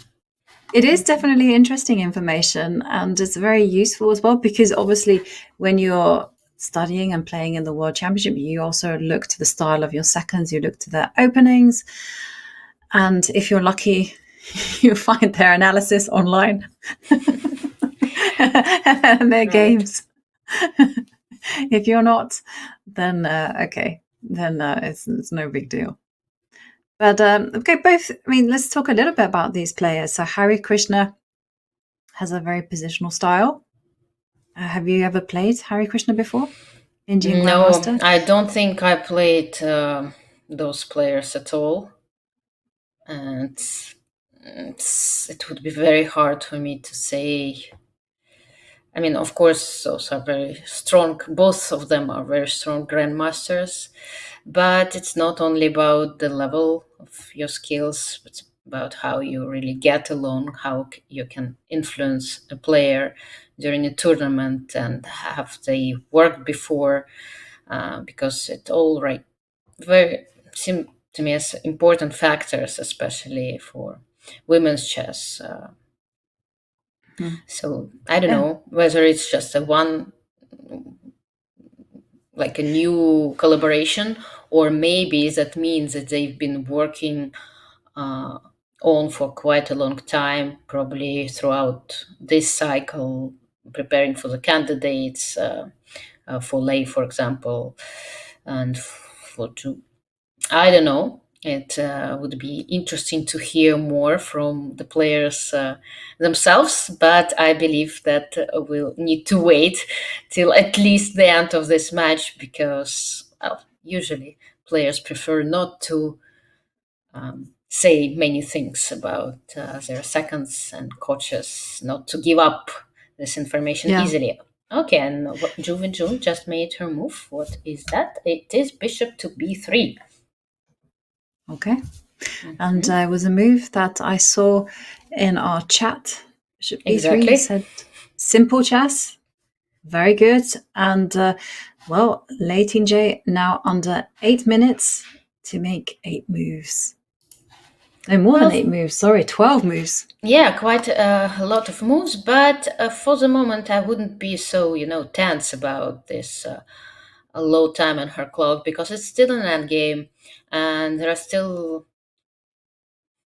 many easy moves to make. You don't feel that it's some kind of a situation where every move might be the one and like there is a lot of tension in the position. Still, it feels like it's if black wants to simplify the position, she's gonna find a way. I mean, 97, she tried to keep this tension going, but if she feels like she's getting very low on time, then she might find a road to simplify and just play it on. Yeah. But very much it does feel like white is on the back foot, and it is white the one who is going to be playing for the draw. And there we see Lei Tingjie on the camera. She was on the verge of making a move.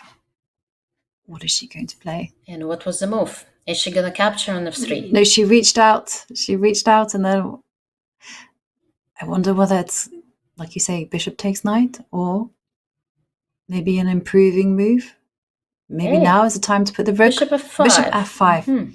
So she decided again. She decides not to exchange. She decides to keep the same number of pieces on the board. Okay. And maybe, just maybe the knight can be a nuisance on d3, or the bishop can also arrive there. Or again, she just doesn't see how white is going to improve the position, and she thinks that she can, have all the time in the world to make those improving moves. Also wondering whether g4 is a positional threat. So say you make a move. I need to make a nothing move. Knight c3. So I'm going to put him. Yeah, but knight c3 is actually attacking. Okay, it is. Okay, it is a nothing move. Okay, in the sense that I just was thinking, if you play g4, but it does allow white the extra option to play knight to e5. Knight e5. But I was just going to discuss. I wanted to discuss like this: if white is forced to play knight to h4, bishop somewhere. Rook e1 first, I can include. Rook e1. Let's be precise about this. Rook e1, and then king h2, and then the bishop again to e6. This knight on h4 is completely offside. And you can play a lot against this knight. For instance, you can put the king on f6, and then you just concentrate on the other side of the board where you say, look at that, I have one extra piece to put pressure on. But what I wanted to get at was how dangerous is this threat of playing g4? I don't know. Those pawns moves are always, quite hard for me to evaluate. Because on one hand, you understand that kind of freeze your structure in a way, right? You put your pawn you push it so far away and you weaken those black squares and you let white play f3 if they want to. I mean, there are some negative things about this g4, but at the same time I also see positive things like attacking the knight, pushing it to the edge of the board, like getting some space and getting the square e1 for my rook. And I mean, I also see positive things, and how to evaluate those, it's quite hard for me. It's not always easy. Well, it's going to be a decision that Lei Tingjie will have to think about, because knight c3 has appeared on the board. Well, and after knight one of the c3, things, yes, after knight c3, g4, there is knight e5. And exactly. It doesn't look so tempting anymore, because since the knight is not getting to h4, I don't think that g4 becomes, it's not a seems threat. so tempting. But definitely it's something that white will have to consider. So but for now, you need to assess everything on a move-by-move basis, and the d5 pawn is under attack. Maybe just as simple as knight b6. I thought that her idea, actually, of putting her knight to d7 was to make sure she kind of has this move. When white retreats her knight to c3, she can play knight b6 and again guard the pawn on d5, prepare knight c4 if needed at some point, or maybe, even your move, f6, that you suggested, with the idea to play bishop d3, knight c4 also. Those moves, they look quite interesting to me. Mm-hmm. Yeah. And one kind of important point is that it does look like optically white can just jump in with the knight to e5, but the knight actually is not doing anything there. And even more, when you kick it back, it has to kind of hang its tail in shame and just drop it back. So that's not a good idea. So I like this knight b6. It's simple, it's good, and Lei Tingjie under 5 minutes. Yeah, but she's taking her time to reach move 30. But this is, I think she's doing everything well here, and I think this is the moment to use the time, because as you kind of mentioned earlier on, it's now or never here for black. If black wants to maximize their small advantage, then it's the time to play precisely, and you have to invest that time now. You have to hope that come move 35 to 36, 37, that your position is simple enough that you can just play on the increment. Okay, we'll see that. 4 minutes to go. G4 it is. G4. So no. Oh. She's picking up hang on a second. Your way. No. To treat the position. But this way, knight to e5 is a possibility. But is her idea actually to stick the knight on b6? Yeah, maybe. Let's see. And go, look at that. You're trapped. So you mean, but then I can play f3, right? I have time to play f3 and... Yeah, you have time. And what if h5? If h5, probably then I have this idea with getting my rook to f2. F takes g4, h takes g4, and then rook f2. Yeah. And you're going to have to step back with the bishop to e6. Yeah, I did like my g4 move, but I felt that it was too premature here. You needed to keep it in your pocket for a little bit longer. Also, this pawn on g4, you kind of mentioned it could be a weakness, and you can just see the bishop coming back to d1 and targeting that one. So g4. Okay, and what if knight e5? Let's have a closer look to this one. Knight e5, so knight takes e5, d takes e5, rook takes e5. And then white captures on d5. With the knight, I assume? With the knight, yes. And actually keeping in mind a possibility of getting an endgame with light squared bishop only, this g4 move worries me a little bit. But okay, black doesn't have to exchange knights. Maybe even play knight d3 and then knight d3. I think we'll keep everything under control. Even more than that for white.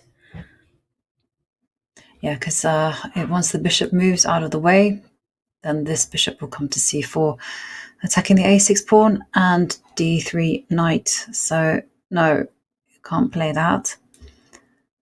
G4, knight e5. So knight takes e5. That was pretty forcing. I mean, I'm just like wondering, is there anything else? Knight takes. I guess if you want to hang on a second, what about this move? Bishop a6 or something like that. Knight takes knight. Yeah, I'm gonna take it, and the pawn on a6 and is you're hanging. gonna that is going as well. Oh dear, not good. Okay, so we don't want that.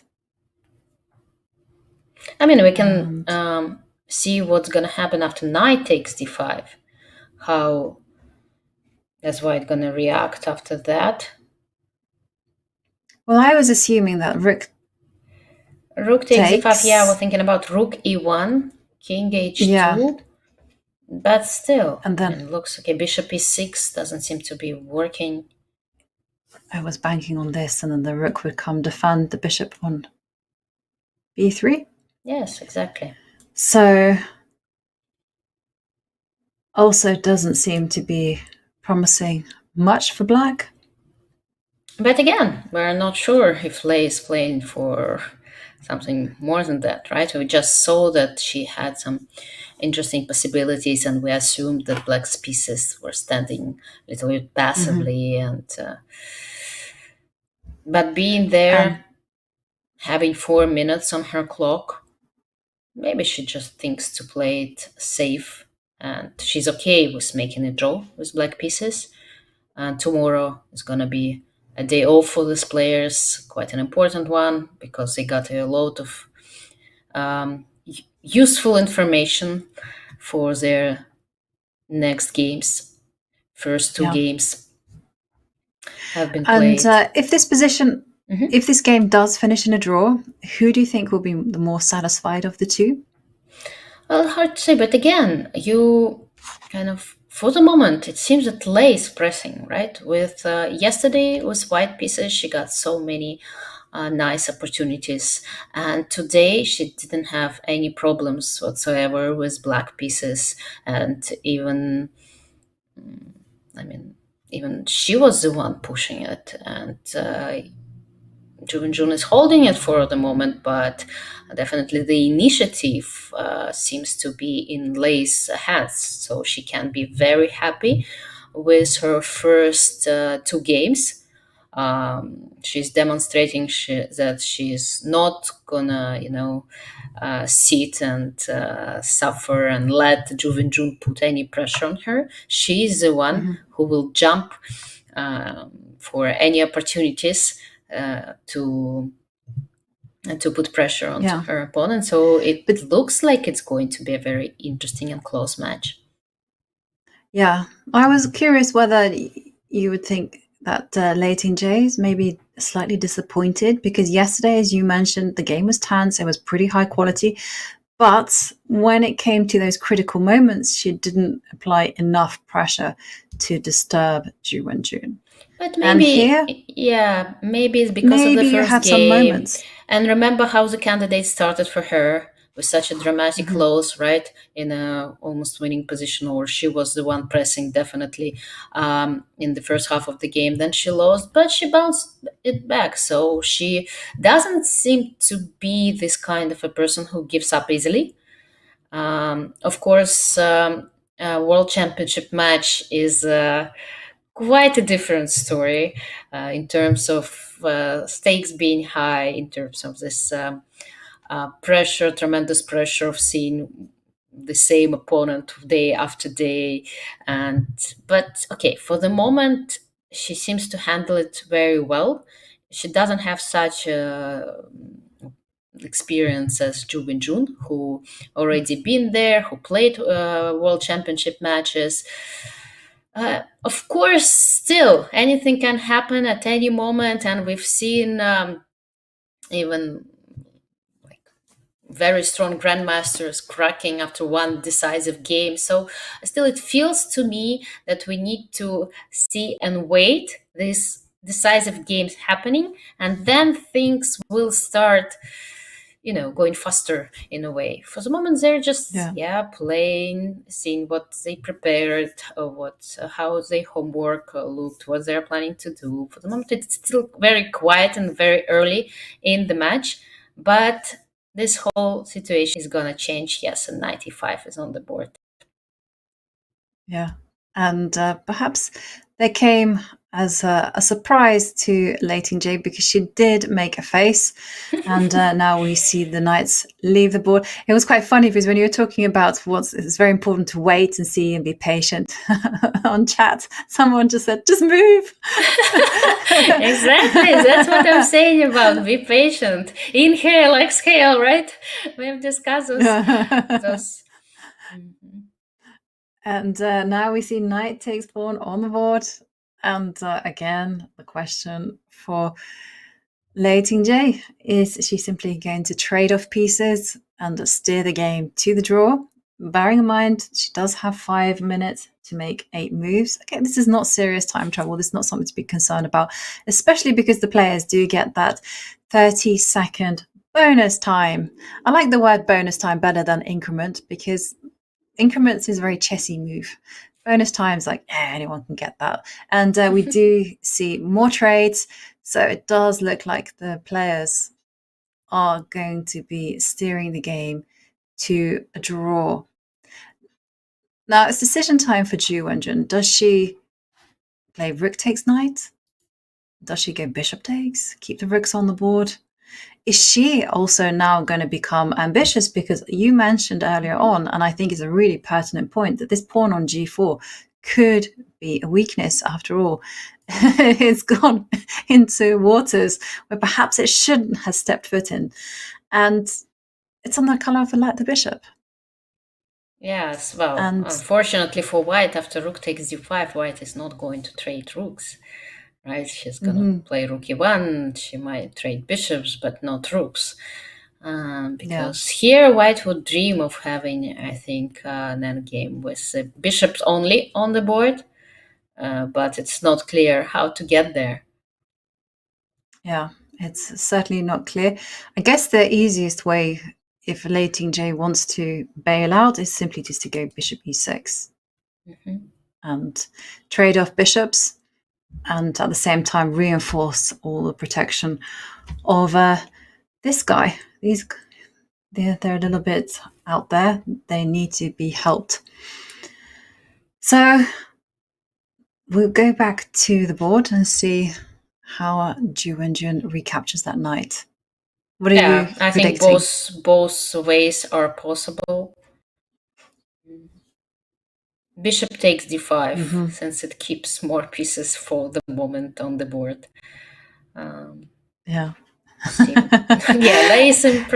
Lei's face expressions, there are something. She's very funny to look at. I mean, she's very charismatic in a way, right? Yeah, I've never actually played Lei Tingjie. Well, whilst I've played Wenjun twice, for Lei, it's different kettle of fish. I mean, is she always so expressive when you play her? Does she make her feelings known? Yeah. Yeah. Wenjun, she's very nice, but she's also very calm. And what always struck me is how she always went to tournaments, very important tournaments, and she would just go by herself and just do her own thing and do it very successfully without any drama whatsoever. I just always got the impression she's a very pragmatic person. Yes, I don't know. We really need to be very close to a player, right, to be able to say that. Because I've played actually with Wenjun for her team in the Chinese league, or the Shanghai chess team once. Yes, and she was very friendly, like helping a lot. Together, I mean, around China. And And It was a what very is your nice experience. with Chinese chess? Because obviously it's like a big boom over there. You see your spot on with your predictions. Bishop did in fact recapture, and now rook e1, king goes to h2. Yeah, maybe just even bishop h6 at some point, or maybe Yep. a5, just putting one more pawn Mhm. out of Yeah. this white squares. Although if black wants to draw bishop e6, seems to be a reasonable move to make. And about chess in China, well, it's been booming there for quite a long time, right? It started back in at the beginning of the century, in 2000, maybe even earlier. Yeah, a little bit Yeah. earlier. With With Zijun being women's Xi world Jun champion. coming, yeah, much earlier actually, and with Xi Jun, but then with a whole like very strong Chinese team dominating basically women's events or winning a lot of gold medals in the Olympiads, and but then somehow women inspired men apparently, and there were many strong grandmasters appearing, um, that even men won. Chinese men won the overall Olympiad, and Yeah. now they're definitely one of the main chess forces in the world, if we can say so. And when you think what are the countries Yeah. best developed in chess, if we can say so, China will be one of them. Of course, There's India now is closing this gap, and Russia is still there, but China, yeah. yeah. Well, there's definitely an aura about these countries. Like, and there we see a5, a great move. You suggested this. Just put your pawns on opposite color to the bishops, and yeah, we see Lei Tingjie perhaps slightly dissatisfied that the game is quickly heading to a draw.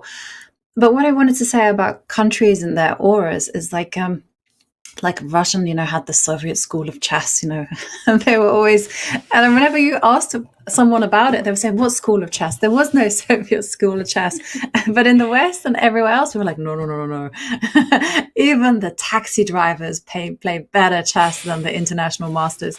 So, and we see How smart is your dog? Yes, why is it smart? We just it's just a draw, right? Yeah. Yeah. And now f3 happening, so I'm expecting this is an interesting question. I wouldn't necessarily play pawn takes pawn, even though that trades a set of pawns, and also you feel like playing h5. h5 I feel like it kind of preserves the integrity of the pawn structure that little bit more. And Lei Tingjie ticking to under 3.5 minutes. And stuff that I've heard of the Chinese school is that there was famous talk about a chess house. There was a house in Beijing that all the Chinese chess players were staying at. They would work together, eat together, sleep together, no, not that, study together, and just breathe chess. And then I was asking about this house. I mean, does it exist, or is it just an urban legend? And they said, no, it exists, but it wasn't ever a chess house. It was like a mind sports house. And I was told now that actually there aren't too many chess players in this house. It's more for Go, more for people who are playing Chinese chess and bridge and other competitions. Somehow or other, there's been a kind of decentralized thing in China where grandmasters are very much encouraged to do their own thing.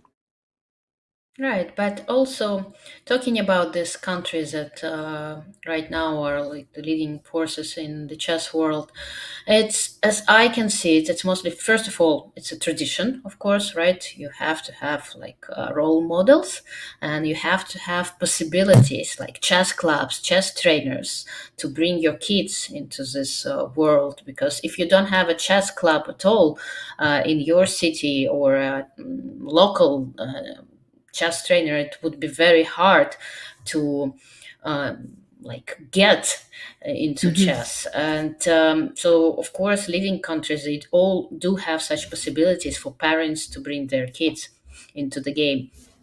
But also you also have to have this mentality and like social predisposer. I mean, in a way that to become a chess professional, it's not so obvious in the European countries, for example, because at some point you need to make this decision either to go to the university and to get a profession, because how else can you earn for your living by playing chess? Again, in Europe seems to be almost as mission impossible, while in these countries these leading players, they do have such a possibility because of the government support, of federation support, of sponsorships, I don't know, different stories everywhere, but still they do consider becoming a chess professional, and with that I mean just playing chess, working on chess and thinking, and yes, breathing chess all the time. It's not something that everyone is able to do in the Western countries. That's what makes it different, because if you want to have many strong players, you really need to create a possibility for them to be professionals in this area. And in order to become professionals, you really need to, let them, focus only on that, not think constantly about earning money for living. So, yeah. Yes, I agree. It's very important to have the right structure so that you can become professional. And in the meantime, I did see that Wenjun did advance the rook to d4 with a sneaky idea of putting the rook on f4, attacking the bishop, and also simultaneously asking questions about f7 and g4. So there was one small thing that I noticed, that after rook f4, you couldn't do moves like king to g6 because, look at that. You lose but pawn. You can always play rook e5 right after rook f4. Aha. And that would, of course, maintain the balance. But I just wanted to point out that king g6 was a mistake. Yeah, you always have to keep an eye on those small tactical details. Even in a very simple basic endgame, you don't forget about tactics. Mm-hmm. And even more, I would say, about tactics, because the position is very simplified, it's open, and you have to consider the long-range power of the pieces. And there we are, move 36. We see Lei Tingjie has 2 minutes to make 4 moves. And I think that this is well within her means. The position is pretty simple. It's clarified enough, so she will be able to find good, safe moves. The question is, can Wenjun perhaps use that time to her advantage, perhaps play something that Lei Tingjie doesn't expect? So the kind of moves that I'm thinking about could be to do with retreating the bishop. And bishop trying to get your trying to get your rook, right? Bishop c4 and trying to go rook to d5 or something a little bit unusual. I'm really trying to think of how to confuse the opponent, and I can't really find a successful move. But how to? You shouldn't try too hard to confuse your opponent, because at some point you can, get confused yourself. It's been happening to me. Yes, that happens to me too. Times. Mm-hmm. I feel you, Alexandra. It happens to me a lot. Someone said to me once, they said, "You know what, Yovi, just take the draw. You don't need to right. Just stop. That's been enough. Yeah. In the end, you took so many risks that you had to beg for the draw." And I was like, "Yeah." And they said, "You could have saved yourself 2 hours hard work." And I was like, "Yes, I understand." But then again, you're gonna try. But it happens again. It's very difficult though to find some kind of tricky move. Because after all, any rook to d5 will be met with bishop e6, and you can't get your rook to d7. So maybe you can do some switching around with your rook, put it to a4. Yeah, but if the rook goes to e4, then rook will get to e5 probably, and maybe that's just gonna mean that you will need to get back with your rook to d4. But then rook e2. Yeah, and then since rook e2 is a threat in a way, or it feels this way. I like your idea of like retreating the bishop to c4, like playing bishop c4 right now, taking under control the e2 square, having in mind rook d5 maybe at some point, maybe not straight away because of bishop e6, but just, putting the bishop there and keeping it protected and just waiting for black's next move to appear on the board. Yeah. Just keep the game alive and see what your opponent comes up with. And Wenjun now under 7 minutes, and Lei Tingjie's expressions really make me chuckle. She it looked like she was like, "It's just a draw." Yes, let's do it. No, they need to. Can they offer a draw right now? No, or till the move 40, right? They can't. They have to move past the move 40, which is unusual because normally it's past move 30. Right, but in Cairns Cup, the one that I just played, there was no draw for allowed at all. So you couldn't offer a draw. Unless there is threefold repetition, 50 move rules, you were not allowed to offer a draw. Mm-hmm. And how do you like these fighting measures? Did you think that for me, draw it's easier should be if allowed? you're not allowed? Sometimes it's very hard when you get a draw offer and you start thinking and hesitating and deciding whether to take it or not. So for me, it's easier not to think about it, just focus on the chess. If there is threefold repetition or 50 move rules, and then of course, yeah, it's a draw. But other than that, just play on. Mm-hmm. Yeah, I agree with you. It can be very confusing, especially in the situation when you meet someone a lot higher rated than you, and they offer you a draw. And then you know that you're slightly better, maybe better. Or maybe not so slightly, maybe even much better. That's why they offer these draws. Yeah. And the rook did go to a4. And okay. I'm expecting your move because Lei Tingjie made a face. That she was maybe somewhat surprised by that. So decision now for Lei Tingjie, rook e5. She doesn't have that much time. She's reaching for the rook. Oh, yeah. And now the rook and then comes back to d4.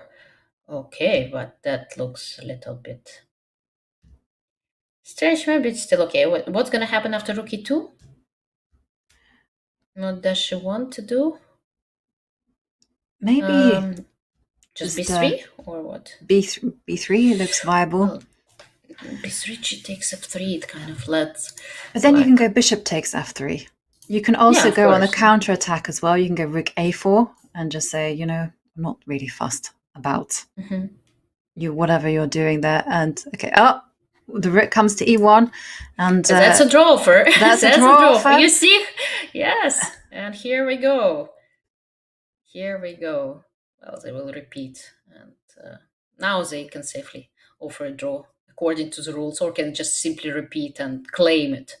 Yep. Claim it a draw. There you go.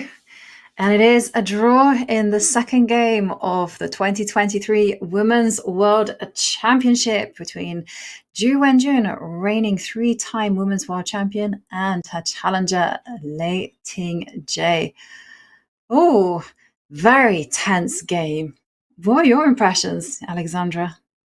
Yeah, I'm still impressed by Lei's play. I think she's the one putting pressure onto her opponent, as I mentioned, definitely in those two games. Of course, Zhu Wenjun can be happy in a way that she, didn't crack under this pressure.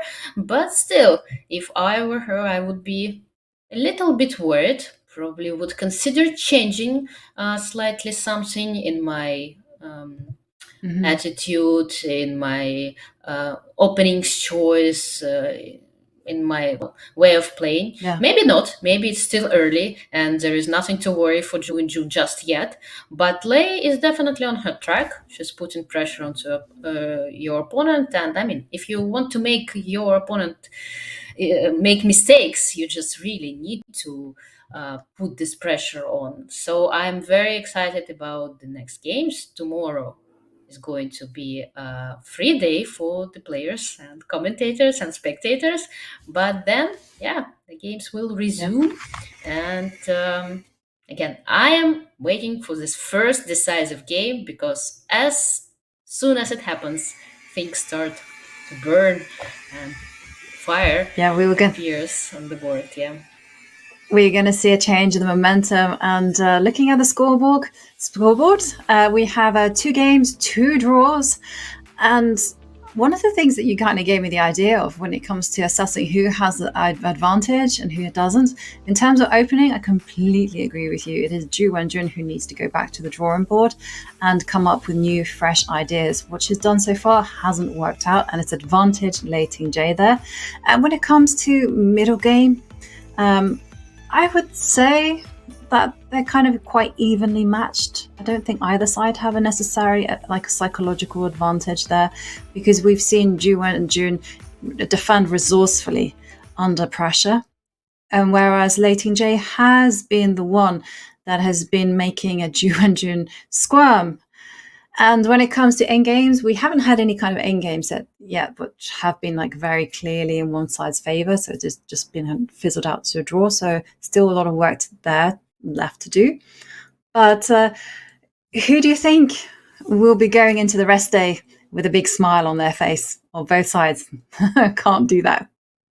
Well, since Lei is more kind of charismatic, more emotional in a way, so she should be the one smiling. But the big question remains whether she's going to be the last smiling in this match after all the games are played. We'll figure it out pretty soon. Okay, we will figure it out. And let's have a look at the schedule. Because, as we mentioned, tomorrow, Friday, July the 7th, it will be a rest day for the players. The players will be working hard. They will be perhaps rejigging their strategies, coming up with fresh ideas, or maybe just relaxing and trying to regain their energies. We will find out, because on Saturday, July the 8th, it will be game 3.